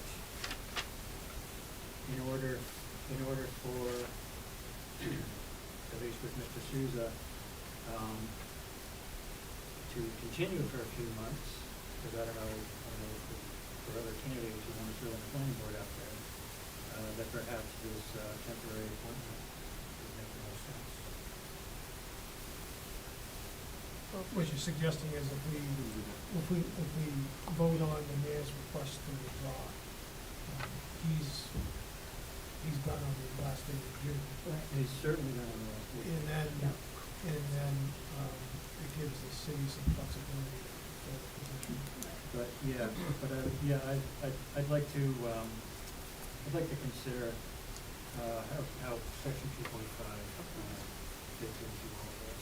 I mean, if I may, too, Brian, you talk about holdovers in case law, and I'm sure that that's in more recent years, right? You know, this charter is from 1984, so, I mean, I'm sure some recent case law would potentially trump this charter, too, if There's at least one case that postdates that in 2001. But, if it's, so I don't know what you want to do with the mayor's request, tonight, but, I'd like to try to see how I interpret 2.5 fitting into this, because the charter is a whole different. There's two issues here, right? There's the general idea of holdover appointments in general, and especially on the planning board in that particular language. Yep. And then there's the issue of John Souza. There's two different issues here. And it's not just the planning board. One of the reasons I wanted Absolutely. Attorney Riley to come here tonight and discuss this was because we're gonna have more that we're gonna be looking at. Right. And we need to know what the legal and proper steps to take going forward on all the others that we have. We know we're gonna be looking at them. I've been here 32 years, and before Attorney Riley was Attorney Giorgio, and every new council that was put together came up with the same question and, the same issue with the holdover. Everybody had the same, there was always somebody that was being held over, for many, many years that councilors wanted to see come down, and Yep. and they weren't. And we've had that discussion for many years with the same opinion, and we've had to follow that. So, Councilor Norton. Thank you, Madam President. I'm just curious, and I don't know if we know the answer yet, and I understand about case law and superseding, but because our charter is in writing and because it's so hard to modify the charter, my legal question is also why you're looking into this. If the case law supersedes the charter, then are we allowed to, or you or whoever, go into that charter and make that modification, so city council, how does this work? The new charter commission. Or you could petition, Well, if I'm not Yeah, mistaken. it's a through- home through the- rule. You have to go to the Right. legislature. That's another vehicle Go to the too. legislature. Right. Sorry, if I could just finish my question, sorry, real quick. I understand that that's what it takes to typically change the charter, but my question is, so if it's not changed because of how much it takes to change the charter, does KP Law write up a legal interpretation and we just follow that and we don't change the charter? I'm just trying to understand for the average person at home. That's what we've been Absolutely. doing with the holdovers, is going with their recommendation, we do it. Right, but I'm just saying if someone reads the charter, that's not what they're going to read. Thank you. Cut. My question is, do we have the right to vote against the mayor? If he wants to withdraw this, he can withdraw it. Right. And we can't really vote against that, can we? Absolutely. We can? But To request to He's withdraw. asking us to withdraw. Once something Something's is on the submitted agenda. to the council, it becomes council possession. That's right. It Okay. belongs to us. It's not his, it's not ours, it belongs to the council until we act on it. Okay. That's right. So that's what we have to act on first, is the mayor's. So we need to act on it at that point, whether Yeah. accept his request, and how to move forward with it. Let's go back, we wanted to say something anyway. I just wanted to say that I think I have at least said this in the opinions we've sent over the years, is that, the notion of a holdover in office, it is valid, the courts have said so, it's not supposed to be a long term. That's what you want to think that I'm Right. saying. I think Hey, that's it's where not- that's Yeah, where that's the why I've problem always is. respectfully That's the problem. disagreed with your opinion from many years ago. The terms are supposed to, I- the terms, a 3-year term or a 5-year term, that's what it is, and it needs to be filled. In my opinion, holdovers allow the chief executive to run the business of the city, to get through a kerfuffle, okay? Mhm.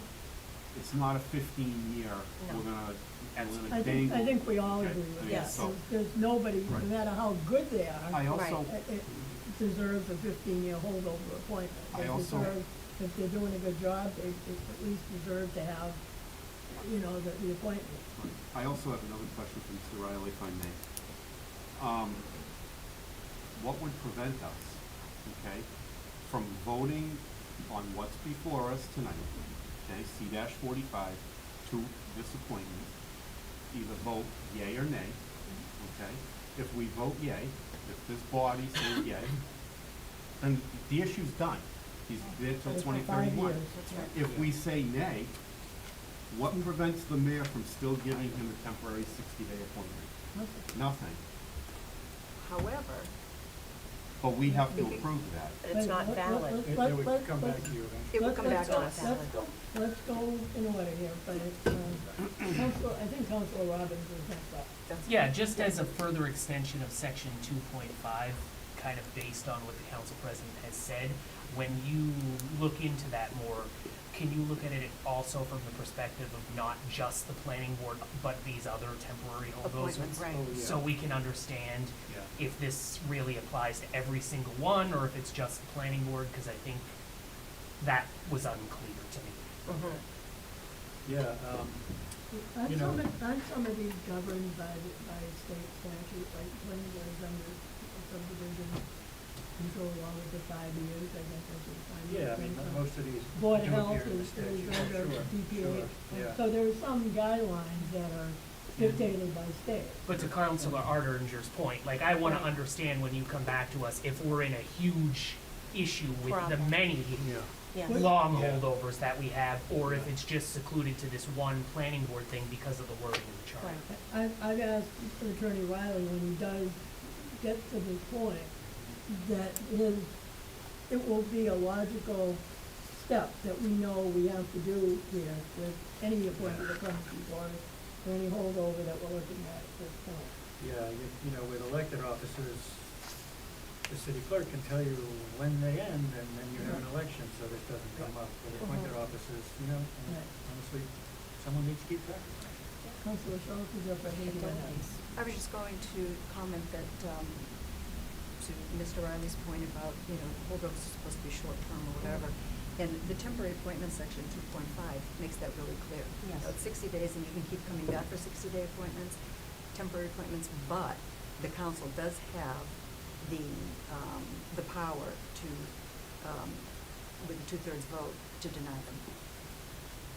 Is there a distinction between interim and temporary, as far as that charter?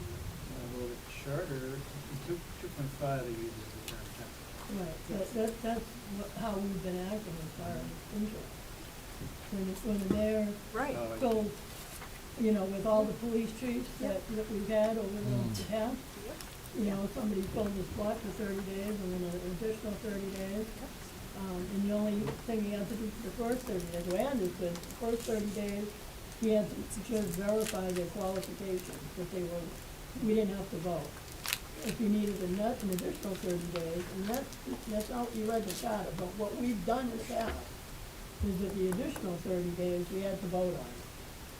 So there was a total of 60 days, and then it would go for more, but that's what we've done in the past. Okay. I will do my best to address all these things. Yeah, Thank you. 2.5 talks about 60 days, Yeah. and then a succeeding 60 days, Right. unless rejected by. Right. Thank you. Councilor Noseworthy. Oh, sorry to interrupt, did you want to say? Really quick, Madam President, I'm just curious, for the people watching at home, and like I said, for, you know, new city councils in the future, is there a document or a way, if we're not changing the charter, but it's radically being overwritten by case law at the state, that can be, there can be a document I think somewhere, or is that's there? what you're saying, I've asked Attorney Riley to do that. Oh, okay. That's why he's here. Right. That's why he's addressing this, and Okay. he's gonna put this all together Yeah, Fantastic. for us Please to be thorough able as to I can. follow. Okay, thank you so much. And the reason we have him here tonight was because of the people at home, and because of the emails we've been getting, because Right. there's so many different opinions, Right. and we needed the legal correct opinion. I mean, we've had a lot of emails saying to us, don't reappoint John Souza as the planning board chair. We have no authority to appoint him as the chair. The body itself appoints the chair, not us. So there's so many different versions out there that we needed to clarify that, but now and in the future. Thank you. Councilor Bedan, did you have something else you? No, I think we're on the right track. I mean, we have two issues, one more systemic problem. Councilor Schultz was up, and we have the specific problem, which is what we're going to see for. I think we're clear on that now, what our options are. So Right. So- basically, it's either we allow the mayor to withdraw the petition and Mr. Souza continues, the chairman Souza continues to June 30, or the chairman recommends denial, we have the votes, he's done tonight.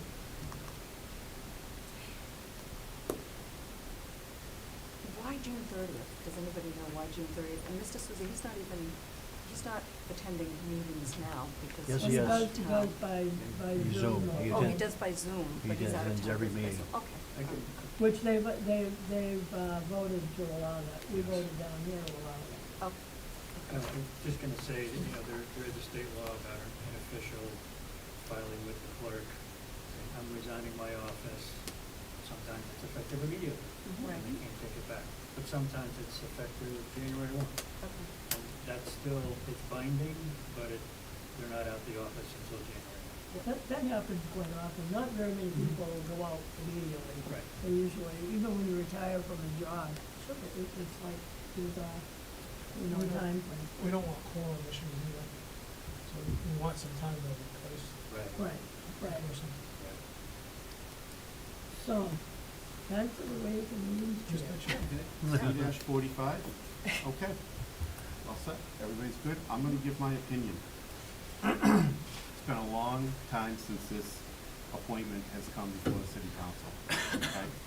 And I've been asking about this appointment and many others that have been held over for a long time. And now this is before me. And I think it's time to make a decision. And I'm just gonna say that I have a lot of respect for Mr. Souza. He is a good guy. He's very knowledgeable. We've been, we've on different occasions and. Mr. Chairman, Yes. we continue that, but before you give your recommendation, I just forgot, I have a letter here Sure. that I want to read into the record. Okay. I can do it, if you want to continue with your comments. Whatever you want. All right, let me read it now before this is from Nancy Kosky. Good evening. My name is Nancy Kosky, 2 Debbie Drive here in the city. I'm speaking on the appointment of John Souza. Unfortunately, I cannot be there in person this evening to support his nomination. I have known John and his wife Pat for over 20 years. The planning board, under his guidance and direction, basically oversaw the construction of the Cortland House, now known as Sunrise Assisted Living. We as a city are blessed beyond measure to have him in a position that oversees state, federal, and city guidelines for planning. The board must follow all these guidelines regardless of their own personal thoughts.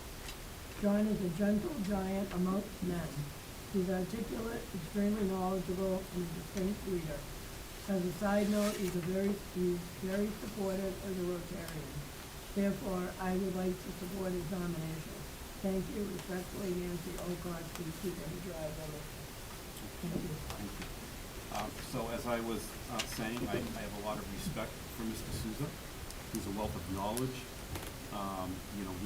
We've been to coffee on different occasions, and his depth about understanding how zoning works and different things. He was helpful with me when I was a new counselor, for sure. And I think it was through him that I started to understand that sometimes when you sit on one of these bodies, what looks to be obvious is not so obvious, and you have to understand that you're like, why would they make that decision? Like, it makes no sense.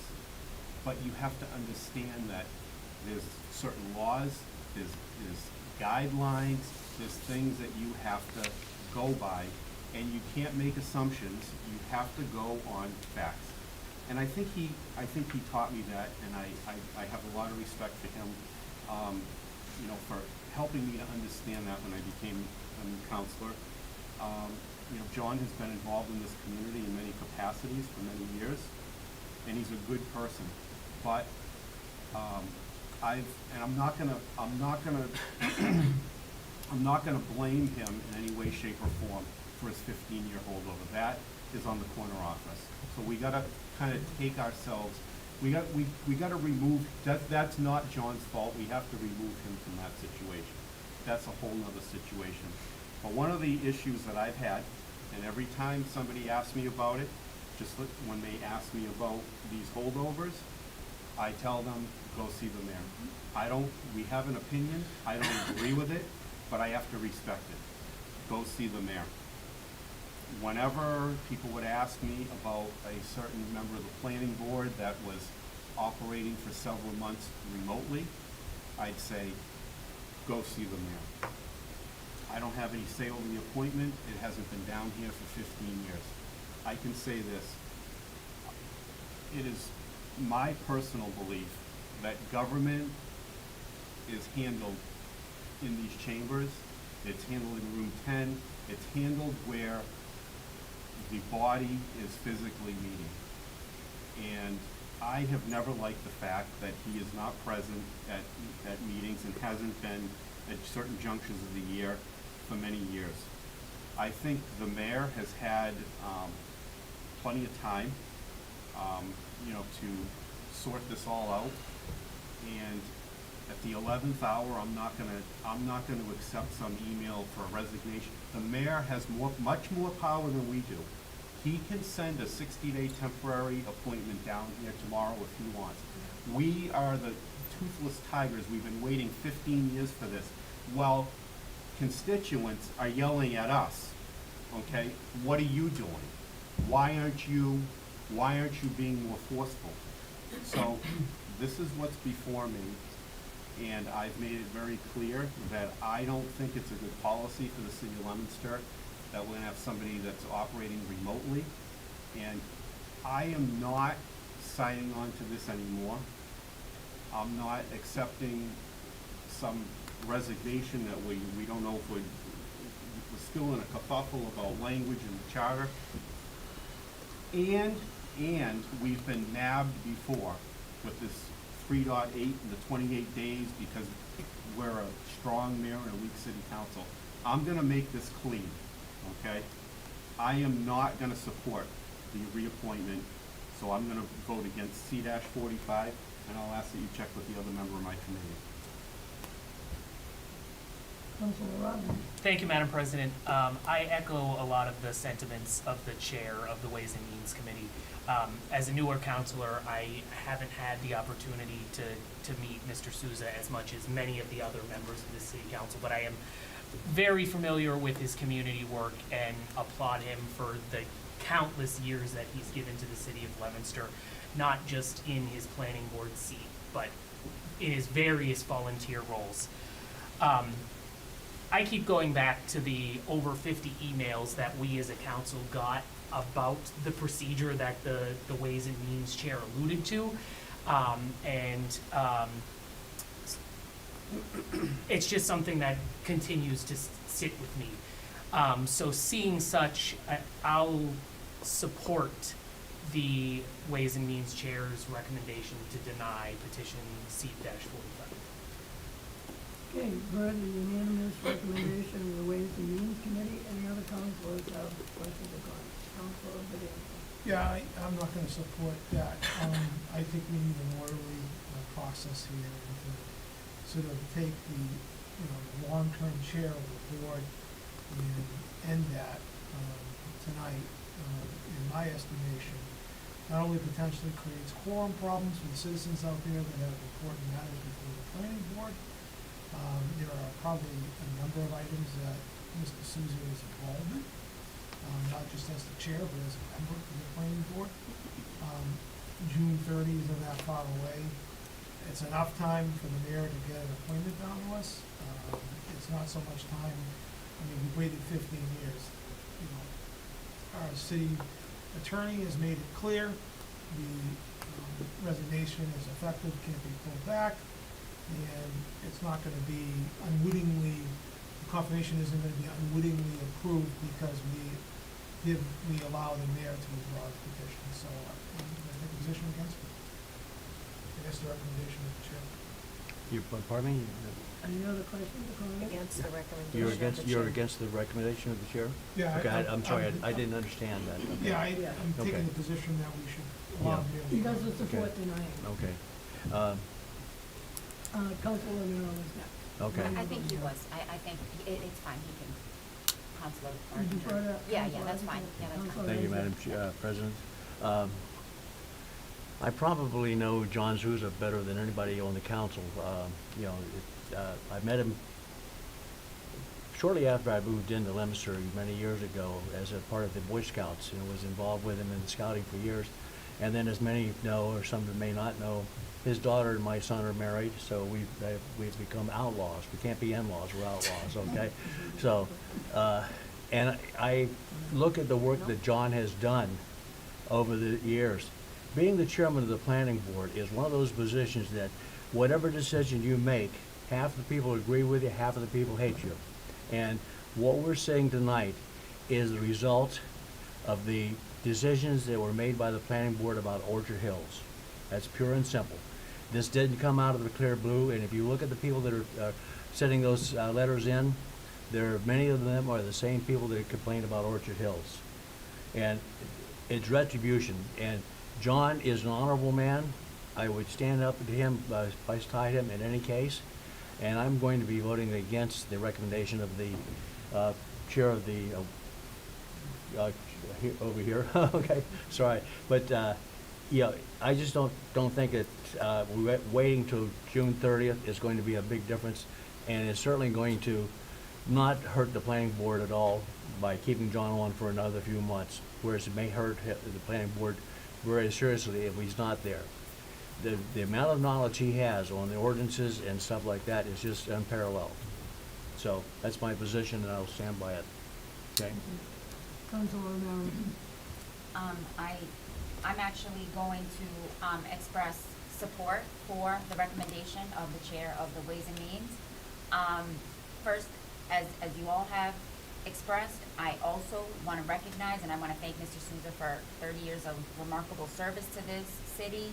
I understand, like, we would not be the city that we are without his participation, without him being a part of the planning board. However, as a newly elected city councilor, you know, I received dozens, as some of you have as well, of emails from constituents voicing concerns specifically about this nomination and in opposition to Mr. Souza. Given that that was the case, I was hoping that he would be here for an interview, which I have not yet heard whether or not that's what the response was to that. But when the request for an interview was made, I was hoping that he would be present and he would be able to provide responses to the list of questions that I had formulated and sent and submitted that addressed, I feel like, a lot of the concerns that came forth, that were brought forth to me by residents and constituents. One, I did not receive responses to the questions, and it's still not clear again if he plans to appear for an interview. So with that being said, you know, I do apologize, but I do want to read, for the time that this might take, but I do want to read the questions so that they're recorded into the record, so that not only is the council aware, but also the public is aware of what questions were asked of him that, again, he has not provided a response for. Well, before you do that, let's make sure from the clerk or the chair of the Ways and Means, if they were forwarded to Mr. Souza before we say he didn't answer them. Through the president suggests that the clerk forward him. The questions? Yeah. I have not seen the questions. Those were sent, those sent to the city clerk? No, I sent them to you, well, I sent them to the committee, The chair- as well as the chair. CC, the council president. Okay. I didn't send them to him. Okay. So I he was didn't under get the, those questions. Okay. Just to, you know, in fairness. yeah, no, that's absolutely fine, and I appreciate that, because that does help, you know, at least clarify that aspect of it. I would still, well, I don't know before if we it's even get into that, necessary to read the question. at this particular, no, I'm not going to, no, at this I mean, particular they're point. matter of public record. But what I would like to know is what the response was to the request for interview, to come before the city council, even if he's planning on resigning in June. I'm sorry, I was. Yeah, listening no, to- that's fine. My question is, what was the response to the request for him to come in to speak with the city council? He did not answer my request. I did not get an answer directly from him. I was given an answer, by, I'm gonna say a third party, but I can't go by that because it wasn't his words, so I don't know. So, you know, I know that there's been a comment about, you know, they are not being, That's what you know, caused it. June 30th is not that far away, but the reality is that this individual is operating, you know, Mr. Souza is operating remotely. My understanding is, you know, city council is not even allowed to operate remotely. And in this particular case, he's not even going to be present until, I think it's April or May, something along that line. So, you know, to say that it would make no difference, keeping him on until June, in my opinion, it does make a difference. We need someone that's present.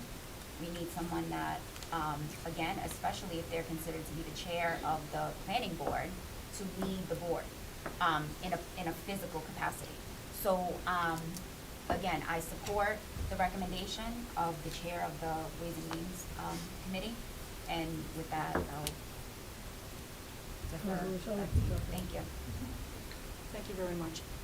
I too support the recommendation from the Ways and Means Chair.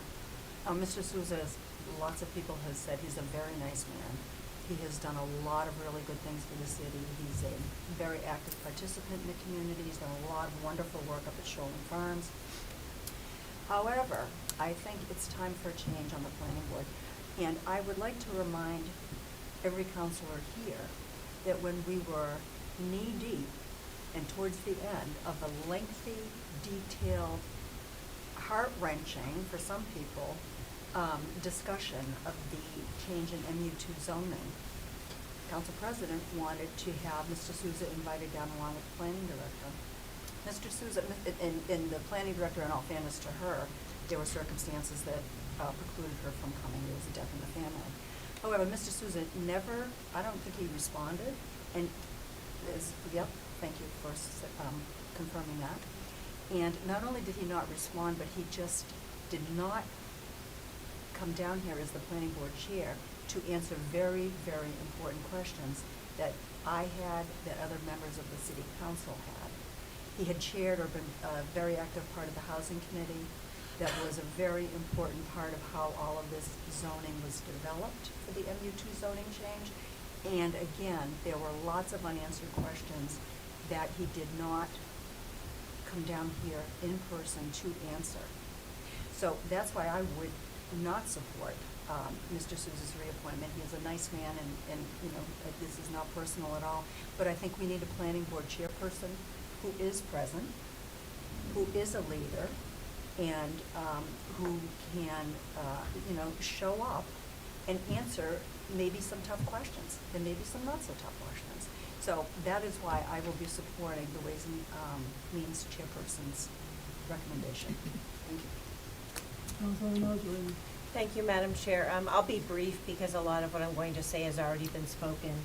But I, as well, will be supporting the Ward 3 councilors' path forward. I also want to thank Mr. Souza for his endless years of service, both in this capacity. I've been to many events and things, even though I'm a newer counselor, where I've seen him there at the Halloween parade, lots of things, him and his wife, and it's to be commended. I guess I take more of a stance, as the Ward 3 counselor mentioned, this is not personal at all. It's really a systems thing, and some of these decisions that we're moving forward with, there may be a little pain, but I think, as we've mentioned, we are, I guess, a weaker city council in a heavy mayoral city, and we need to rectify some things within the parameters of what we're allowed to. So I, as well, received many emails, and even in the emails, you know, that gave examples and things asking for me to not move forward with this reappointment, I do want to share. They had a lot of positive things to say about Mr. Souza, so I really don't think that this was personal at all.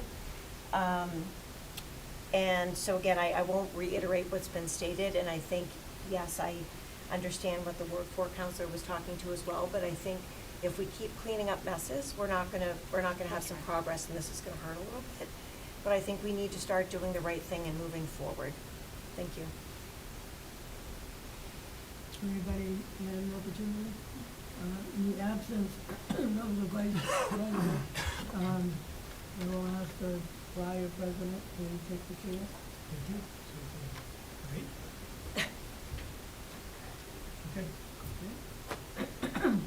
I just want to make a couple of comments about Mr. Souza. I as well have known Mr. Souza for over 30, 40 years. And I, as the Ward 3 counselor for 16 years, it was probably my time that had the most amount of building in South Leominster while I was the Ward 3 counselor. I attended, there wasn't a lot of televised activity back then. I attended planning board meetings. I was there and watched the process. I have a lot of respect for Mr. Souza. I know where everybody has said he's a nice man. He's done a lot of good work. This isn't a recommendation to keep him on for 5 years or to let him go immediately. This is a over 30-year service to the community, and the mayor is suggesting that we allow him to resign, and at least it's not a reward, but it's a respect for the position. We talk about, he's been over 30 years. I've been over 30 years. There are a lot of people in this city. If you look at our department and you look at a lot of our volunteer committees throughout the city, we had a librarian that was here for how many years? We've had a DPW director that's been here for these are the people that have made Leominster what it is right now. Granted, there are groups of people that don't like Leominster the way it is right now, but there are a tremendous amount of people that really have like what we have and why people are wanting to move here. I just think that I almost find it a little disrespectful to not give him the opportunity, to resign on his own terms and let the mayor withdraw his resignation and let him stay and finish off with the planning board. To just cut him abruptly off tonight, I think, is just doing such a disservice for 30 years of time, volunteer time that he's spent in this city doing some of the things that he's done. Do people make mistakes? Obviously. Have we made mistakes down here over the years? Yeah, I don't think you're gonna find anybody. We all come from different walks of life. We've all done things differently. I won't support the recommendation either. I support giving the man the opportunity to leave on his terms, resigning, and, be able to allow the mayor to withdraw his resignation, his name, his nomination. So, with that. So we'll chair back to you, Madam President. All right. Can I ask one quick question as well? When does his appointment actually expire? Do we have the date? 2011 had an appointment. 10 years Oh, ago. 2007? If we vote according to the recommendation tonight by the chair, he's done immediately, he's done, he's gone. What the mayor is suggesting to, let the mayor withdraw his name from nomination. And keep him as a holdover? No, he wouldn't Until really be a June. holdover. Yeah. He'd be there to June. Exactly. For June, he's out. So he'd be there to June. So, that's the difference. I just, I wonder, and I haven't attended a lot of the planning board meetings recently, but how many different projects are at the planning board right now that John has been very instrumental in, and what happens up there? I know there's at least one other person on that planning board that's been there over 30 years. You know, what happens to both of them? Carol started at the same time as I Huh? did. Carol started pretty much. Well, then the same- that makes three, because I wasn't counting Carol. And Sal, So all of a sudden, you've got three people that are immediately off the planning board. What happens then? Yeah. What is it going to do? Which is going to be the best for the city? To abruptly change it, or let it go out to the June 30th and then have a clean path? I believe Sal and Carol, from the last I looked, I think they're until 27. I think Yeah. they're, Okay. I think they're, Okay. yeah. That was gonna be my That's question. not a Yeah, big. they weren't To the holdover at-large appointments then. Because I've never seen them down here, that I can remember. Yeah, it's been. They've been done.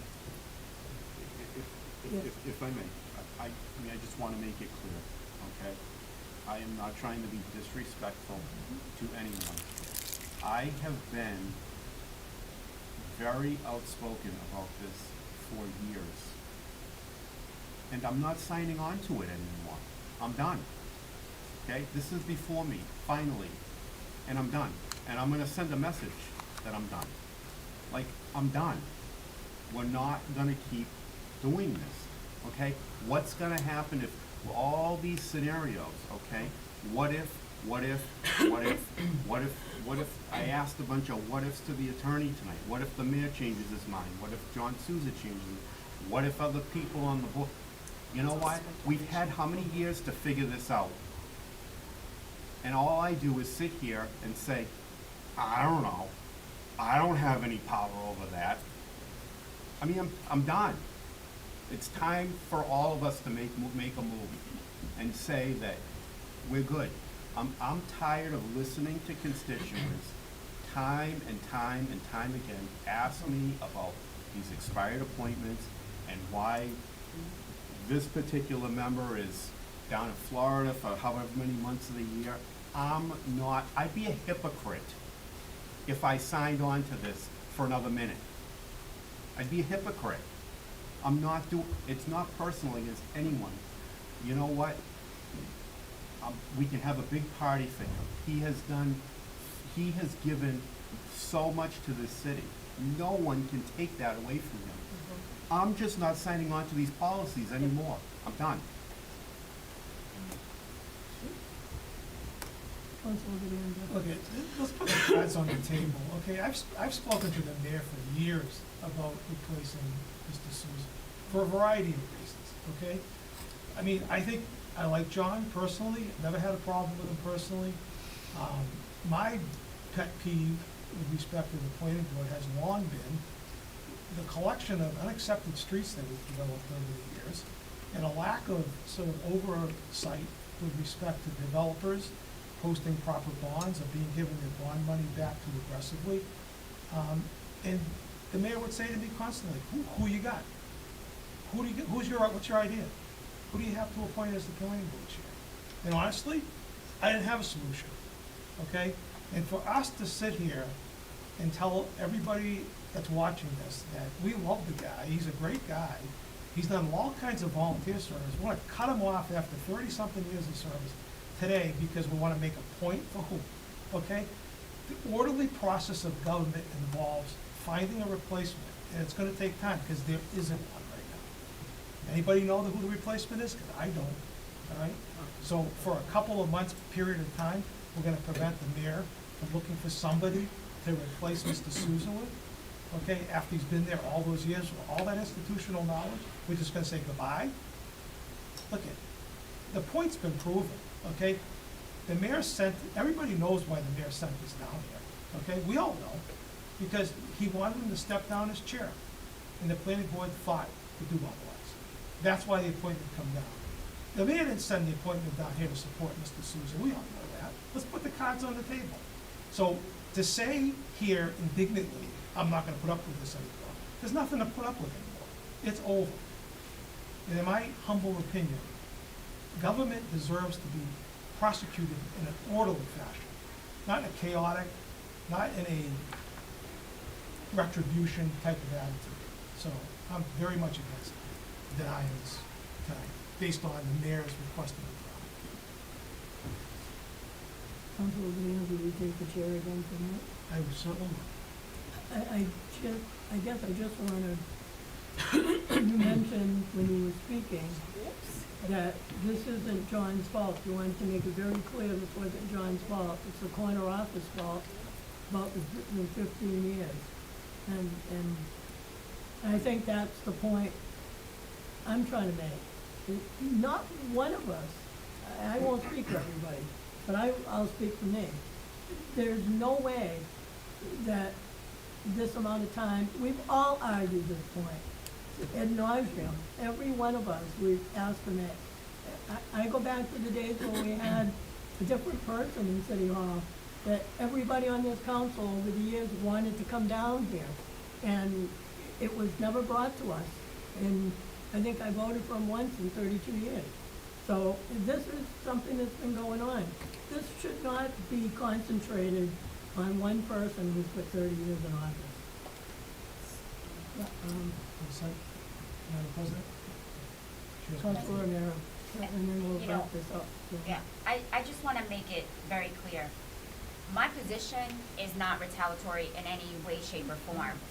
The fact that Mr. Souza was given the opportunity and asked to come before the council and have a conversation with us, because he has not done so in over 15 years or however many years, and he couldn't find that a priority. He couldn't make his way here to do that. The fact that he is attending planning board meetings remotely for months at a time, you know, on an annual basis, to me, you know, that is also something that has to be taken into consideration. This is not being done to prove a point to the, from my perspective, to the mayor, to Mr. Souza. Again, his service, there, no one can speak negatively in terms of all of the positive things that he's brought to the city. But the fact remains, he had an opportunity to come. He knows if the mayor has sent this down, this reappointment, he had the opportunity to come before us and have a conversation and a dialogue and answer questions. And he chose not to do that.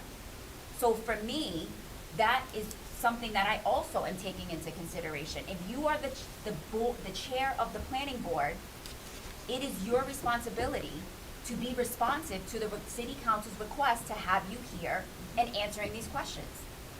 And he failed to do that.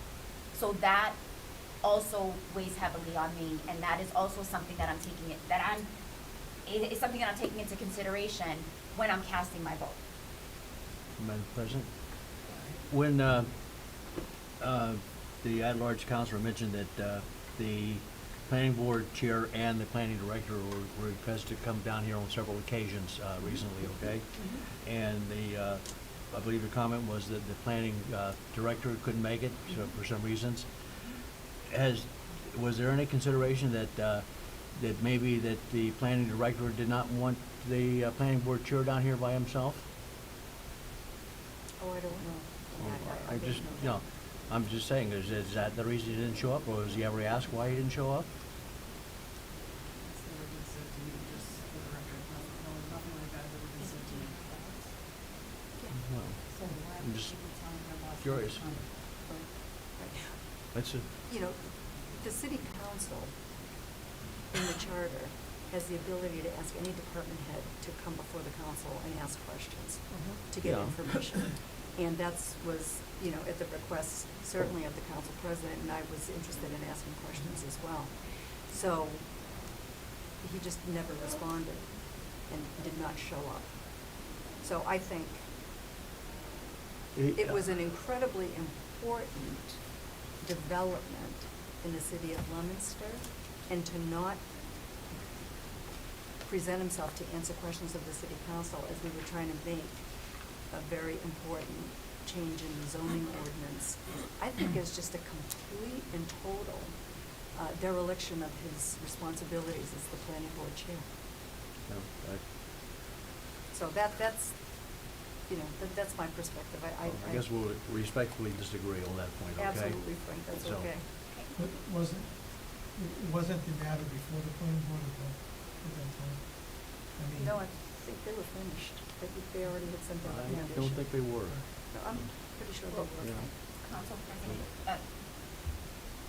well, I know you're gonna, you know, kind of close this up, but I just for the sake of being transparent as well, I think for the public, I know that there was a question in terms of, the relationship between Mr. Ardinger that you pointed out, or counselor, excuse me, the Ward 2 counselor, and, Mr. Souza. So for clarification from, the attorney, there is no conflict of interest. He is allowed to vote on this. There's no, The attorney can speak to it, but Counselor and I, Gina and I had a conversation about that. Conflict of interest, it was his responsibility to decide whether he was in a conflict, and I believe there's a disclosure on file with the clerk that, I mean, they don't, you can have two sets of in-laws that hate each other or never met. I mean, they're not. yeah, again, I'm just, they're technically- I think just, it's a valid point. for transparency purposes, so the Yeah. public, I'd like to just. Neither my son nor I have any financial gain by this vote, so there is no conflict of interest. Right. So, but we had a conversation, and he did check with ethics, and his disclosure is on file with the clerk, which is what he had to do. That's sufficient. Okay, great, thank you. It was just, again, clarification for the public. Thank you.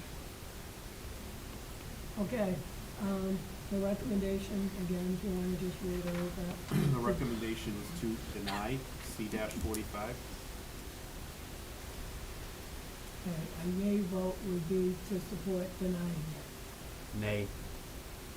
Yay. Yay. Yay. Yay. Nay. And will be recorded as nay. So by a vote of 5 to 3. 5 to 3, the nomination has been denied. Okay. Moving on to Moving on to 33-26. Madam President, before we go in, I'm gonna recuse myself from this one as the applicant is my importer. Okay? Through the chair, I guess, to Mr. Riley, I'm on the board of Jimmy's Helping Hands, but I don't have any financial gain one way or the other. With section 19 of the contract law says that we shouldn't participate if you fall under having a financial interest yourself, your immediate family, or your business organization in which you're an officer or an employee. Okay. I will recuse myself from that. Okay, Madam President, 33-26, Ginny's Helping Hand Incorporated request to renew the license to deal secondhand articles at 52 Mechanic Street. This was referred to the collector as well as, I think it was also referred to the police department. And Yeah. both have come back with positive recommendations. There are no issues, so it would be my recommendation that we grant 33-26, and I am a committee of one, so I guess that's my unanimous recommendation.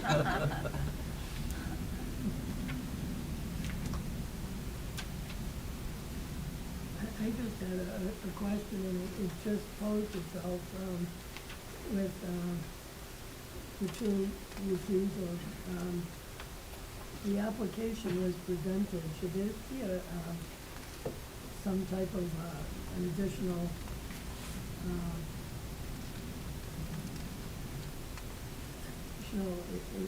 Councilor Robbins is actually the applicant for the business certificate. Is that a problem? It probably shouldn't be. For the same reason I said that in council. So it should not be, it should be someone else, maybe the president of the board or something, it should be. Yeah, any other officer or employee, whoever they would should we give that further time and have that changed? But for the record, I think Yeah, that makes sense. okay. Do you have that recommendation? Okay. So what is it that you have an issue? What is there an issue? No, I just had a question where you just had that, where the attorney just had the ruling for some of the counselor at large. I just, wanted to clarify the fact that the applicant for the certificate is Counselor Robbins. And, Attorney Riley is suggesting that we give it further time and have Someone else the on chair of the behalf. board or another employee actually sign that document.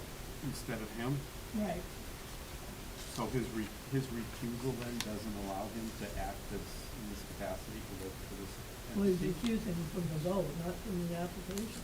Right. Okay, yeah. If- Just from knowing the way the Ethics Commission views these things, I think it'd be best to have someone else sign off on that document. Okay. So this is a document, the business certificate, correct? No, it's a license to deal with secondary measurements.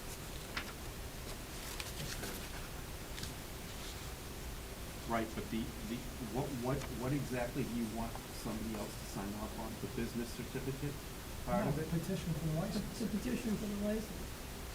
So he can't petition this at all? No, because he's a counselor and an employee. Okay. All right, then we'll give this, so they have to refile the whole It's just a application. matter of having someone else sign, that's all, right? Okay. All right, then, if the attorney is asking us to give this further time, then, Madam Clerk, if you can get all that information and send an official letter and let them know, so that they are aware. So then, I guess we'll give 33-26 further time. That's your recommendation. That's my recommendation.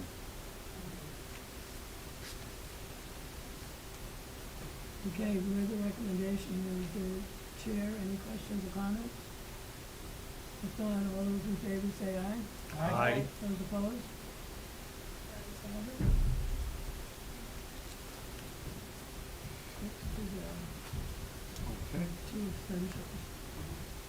If there's no objection, since we could use to save a couple of minutes tonight, I'm gonna ask that we take 34-26 and 35-26 in block.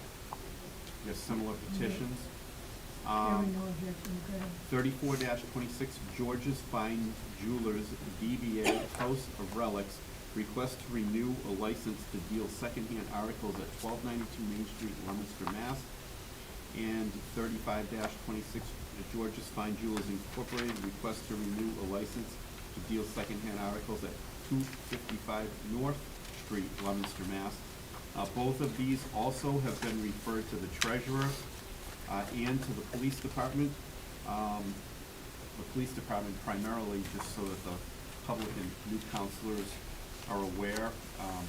It seems like yesterday, but probably it's probably been at least 14 or 15 years, we were having issues with a lot of house break-ins and valuables that were being stolen and then sold or pawned off at some of these local dealers. So the reason why we refer this to the police department is because all of these secondhand dealers are required to keep logs of who, what, and when, and so that if anything appears to be stolen, that there's some kind of a track record. So that's why we refer these to the police department and to the treasurer's office, just to make sure that they've met all their financial obligations as well as the city. So all those on these two have come back in a positive manner, and it would be my request that we grant 34-26 and 35-26, and I'll ask that you check with the other member of my committee. I agree. Okay, we have unanimous recommendation. Any other questions or comments? If not, all those in favor say aye. Aye. Those opposed? Ayes have it, 8-0. Moving on to legal affairs. And we'll let Councilor Cormier Okay. move on to the 26th. 3-26, Glenn Eaton, Executive Director, Montechusett Regional Planning Commission, request to amend the zoning ordinance to replace Article 15, accessory apartments, with a new Article 15 that complies with recently passed state law and make other changes to implement the new ordinance.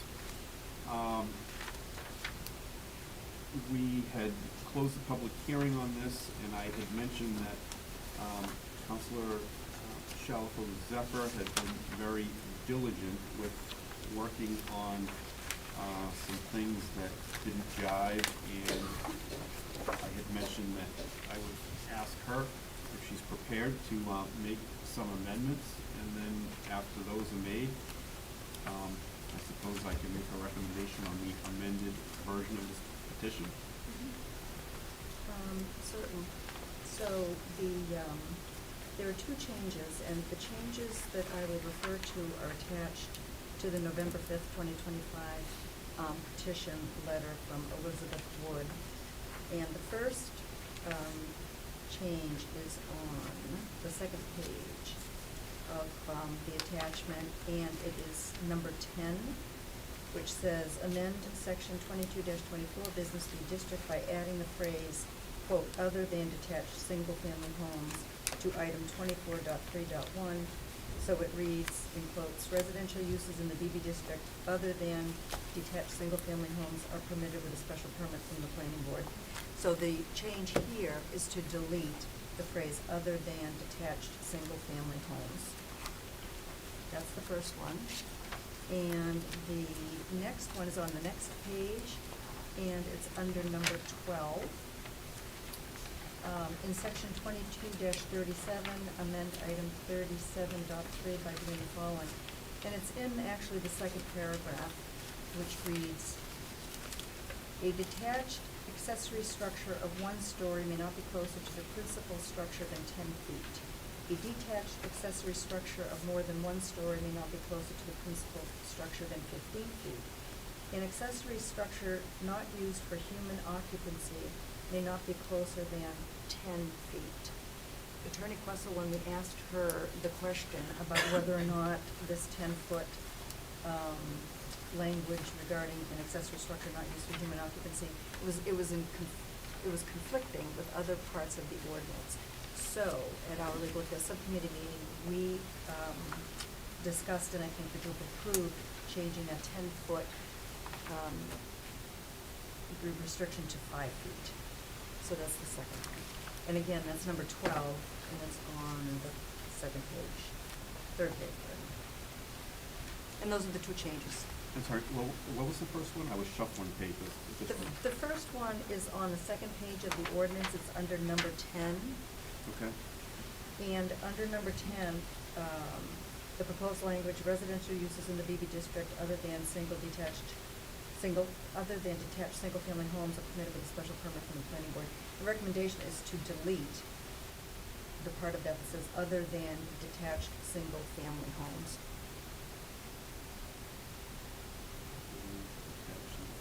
Okay, delete Yep. that. Okay, I'll good. second the motion and then. Thank you. Okay, we have a motion to amend in a second. Oh, nothing to try. Rick wants to vote. He's ready to vote. He's ready to vote. I'm trying to get out of Take a We're vote all on ready. the amendment right now. You're voting on the So all- amendment. All those in favor of the amendment, signify in the usual manner. Those opposed? The ayes have it, 8-0 for the amendment. Mr. Chairman. Okay, so, Madam President, it would be my recommendation that we grant 3-26 as amended, and I'll ask you to check with the other member of my committee. I agree. Okay. Recommendation is to grant as amended. Let's do this in a voice vote. Council Fleming? Yay? Council Idinger? Yay. Council Nosworthy? Yay. Council Romero? Yay. Council Shalfo Zephyr? Yay. Council Robbins? Yay. Council Bedanza? Yay. I'll be recorded as yay. The vote of 8-0 passed as amended. 25-26. 25-26, Attorney Jeffrey Avini, Dombrowski, Avini, and Bunnell, PC, request to amend section 22-17 as to underlying zoning districts table of uses for the City of Leominster zoning ordinance as amended and under the business uses table of uses in the multi-use MU1 underlying zoning districts and change the use so designated as self-storage from N, not allowed, to special permit of the planning board, SPPB, planning board special permit required. Pursuant to the City of Leominster zoning ordinance, self-storage is characterized as a business use but is only allowed in the industrial zoning district. The introduction is 21 Jungle Road LLC. I'll move that we. Okay, Waive the thank reading. you very much, I appreciate it, no pushback from Took me me. long enough, I was waiting for. So, we had a subcommittee, we had a public hearing earlier this evening, and we did close the public hearing. I will reiterate my comments that I firmly believe that, this site is conducive to this sort of, development, and if this was specific to this site, I'd be taking a very good and hard look. But unfortunately, what they're looking to do would have an effect on the entire city, and I don't think that's a good idea at this point, and so it would be my recommendation that we deny 25-26, and I'll ask you to check with the other member of the Legal Affairs Committee. Yes, for the reason stated by, Ward 3 Counselor, I agree that, with his recommendation. We have a unanimous recommendation out of the Ways and Means Committee. Any other questions or comments? Legal affairs. Okay, I'm gonna do this in a voice vote as well. Councilor Conley? Yay. Councilor Iveyne? Yay. Councilor Noseworthy? Yay. Councilor Romero? Yay. Councilor Salvatore Pepper? Yay. Councilor Robbins? Yay. Councilor Bonanza? Yay. And I'll be recorded as yay. I voted 8-0, 25-26 is denied. 30-27. Ways and Means and Legal Affairs. Yes. We'll do this. I should be getting paid double tonight, okay? Two paychecks this I month. know. Yeah. Yeah, I am well aware. 30-26, Brandon Robbins and Susan Shalfo Zephyr, councilors at large, request that the mayor authorize the appropriate department or departments to research, develop, and participate in a contract or contracts to aggregate the electricity load of the residents and businesses in the city for other related services independently or in joint action with other municipalities, and to authorize the mayor to execute all documents necessary to accomplish the same. I have to admit that I think we were trying to have another subcommittee meeting about this, and I have not talked to the chair of the other committee so that we could coordinate this together. And I can tell you that I was in, between all the weather we've had, and as sick as I was last week, there wasn't gonna be any subcommittee meeting for me. So, at this point, I'm gonna ask that we give this further time, and we're gonna have to, schedule a subcommittee meeting once the chair is back of legal affairs, and I will work with her on that. So it'll be my recommendation, and you can ask each of the other members that are present of each of the other committees, their recommendation, but my recommendation be further time. Councilor Romero for Legal Affairs. I agree. Councilor Robbins, Ways and Means. I agree. Okay. Petitioners are good with that? Yes. Yep. Okay. All right, so the recommendation is for further time. Any other questions or comments? If not, all those in favor, signify in the usual manner. Those opposed? 8-0 for further time. Thank you, Mr. Chairman, for No problem. jumping on both ends. And Councilor Romero will thank Thank you. you. Yeah. No problem. I'll bring you some treats. I like chocolate. I'm not sure how much you learned with all that tonight. but, Right. It was a good experience. Public Service Committee, 27-26. I'll be abstaining from this. It involves my employer. Petition 27-26, Massachusetts Electric Company doing business as National Grid and Verizon New England, Inc., Request permission to locate poles, wires, and fixtures, including the necessary sustaining and protecting fixtures, along and across the following public way. Pleasant Street, National Grid to install one jointly owned pole on Pleasant Street beginning at a point approximately 10 feet east of the center line of the intersection of Lisa Drive and continuing approximately 10 feet in an easterly direction. National Grid is installing a push brace on pole 70 in order to remove an existing tree guide. I'll move that we cut the reading off at that. Thank you. Second? I'll second it. Okay, great. No objection? So you probably all received the two emails that we received on this petition today.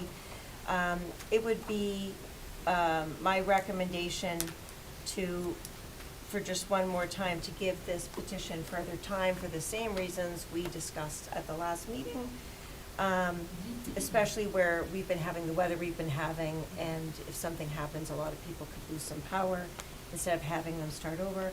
I guess my only question at this point would be, and I guess this is to the Ward 4 counselor as well as whomever, I don't know if the Ward 4 counselor is familiar with the two individuals that National Grid is unable to get a hold of, because I think that's the linchpin to, moving things forward. So I didn't know if you would be comfortable reaching out, or if you want to give me their information, or however the appropriate path forward is. Yeah, I'm sure I can find the contact Okay. information somewhere. All right, I'll see what I can do. Great, thank you very much. So I don't know if the clerk or the third member have any other input at this time for this petition. I'm fine with further time. Great, thank you very much. So again, with a unanimous recommendation to give this petition further time. Okay, you've heard the recommendation. Any other questions or comments? I do think it's important for somebody to be in touch with these people, Yes. because obviously there's a stalemate with the electric company Yes. here. And we need to see if they're gonna dig their heels in. I just remember the comment of the electric company that if that tree goes, there's gonna be a lot of people out of power. Exactly. And I think we need to be concerned with that as well. So as long as the two of you coordinate, either the chair or. Yes.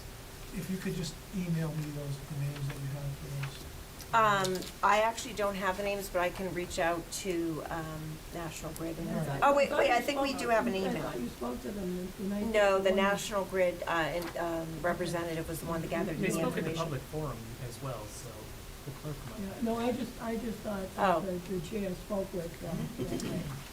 No, just the representative from National Okay. Grid, but I'm happy to get those and. Perfect, then I'll find it. Okay. All right, so the recommendation is for further time. Any other questions or comments? If not, all those in favor, signify in usual manner. Those opposed?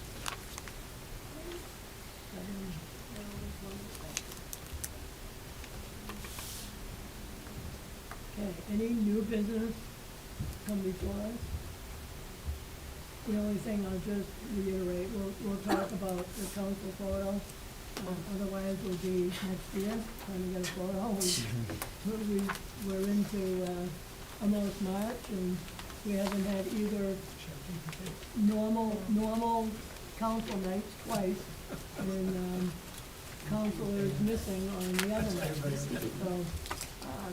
So I'll be in touch and see if we can probably do it on an off night, so we can get that historic photo.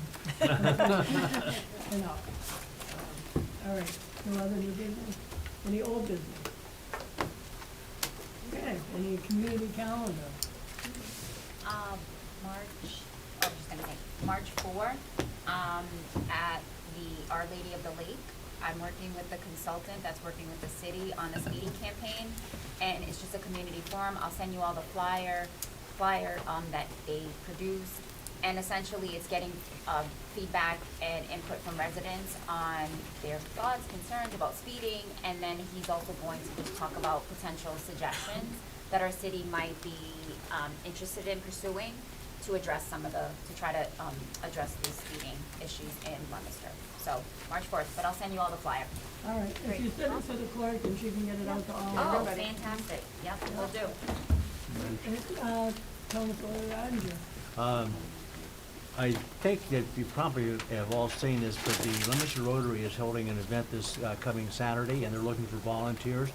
They're gonna be packing 50,000 meals up here in Leominster to be given out to needy people. It's, the actual goal is 100,000 meals.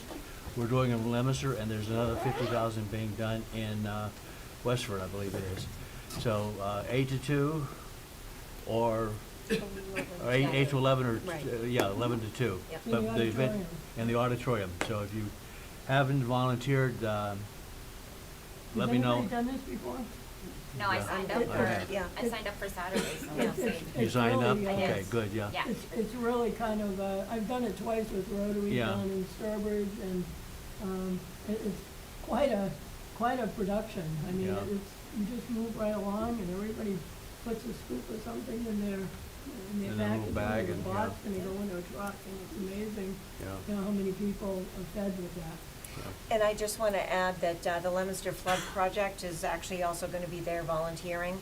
So Okay. if people are interested in sharing their experiences during the flood or plotting the information, they're still gathering that information, so you can do that there as well. And I'll be there too, Frank. Okay, thank you. All right. I just wanna, I guess in a new business, I don't wanna speak for the, you know, the, Ward Two Council, but I think maybe next Wednesday or Thursday would be the only 2 days for subcommittee meeting before our next city council meeting, so if one of those 2 days don't work, I don't know what we're gonna come up with, but, you know, everybody should just be on the lookout, that there might be an agenda for either, you know, one of those nights for a subcommittee. Councilor Romero's got Wednesday. That's right. 6 to so- 7:30, So if you could- right. If you could try it on a Thursday, if you have something like Thursday that. available. Yeah. Thursday's available, yeah, I'll do Frank my. can't do Thursday. Yeah, I'm not available he's on gone. Thursday, but I'm a part of the Yeah, committee. you're away. Yeah, you're not part of that committee. Committee, either, so, yeah, So you yeah. can get the, you Yeah. Yeah, know, the information that And you we're gonna do need. the picture at 5:15. Well, that's the We- thing. Right, we Oh, had talked Pauline about can, picture on yeah. Wednesday, We can. 5:15, For the photo? right? And Yeah, Pauline's kind of free. Pencil that in for Good. Wednesday, and we'll check with the photographer, and, I've invited, It's an official- for one of the photos, I've invited, Wednesday at 5. Councilor Riley and, the mayor. I thought it would be nice to have one picture done specifically for the 250th Oh. anniversary. In the Um, 286th. I'm sorry? It's 286 for Leominster, too, same day. Oh, The same day, huh? Nice. Okay. So I just thought it'd be nice to have that one photo that we can show what the legislative body of this city Sure. was. And his side, here we go. Batman and Robin. I was All right. beginning to think he's a Come on, part of the everybody committee. move. All right. Nay, Do you're we going. have a second? All those in favor? Aye. Hi. All right, thank you, everybody. It was long, but I think Oh, my it was, goodness, that was, thank They you. changed the calendar. Oh, okay. They advanced the calendar 13 days.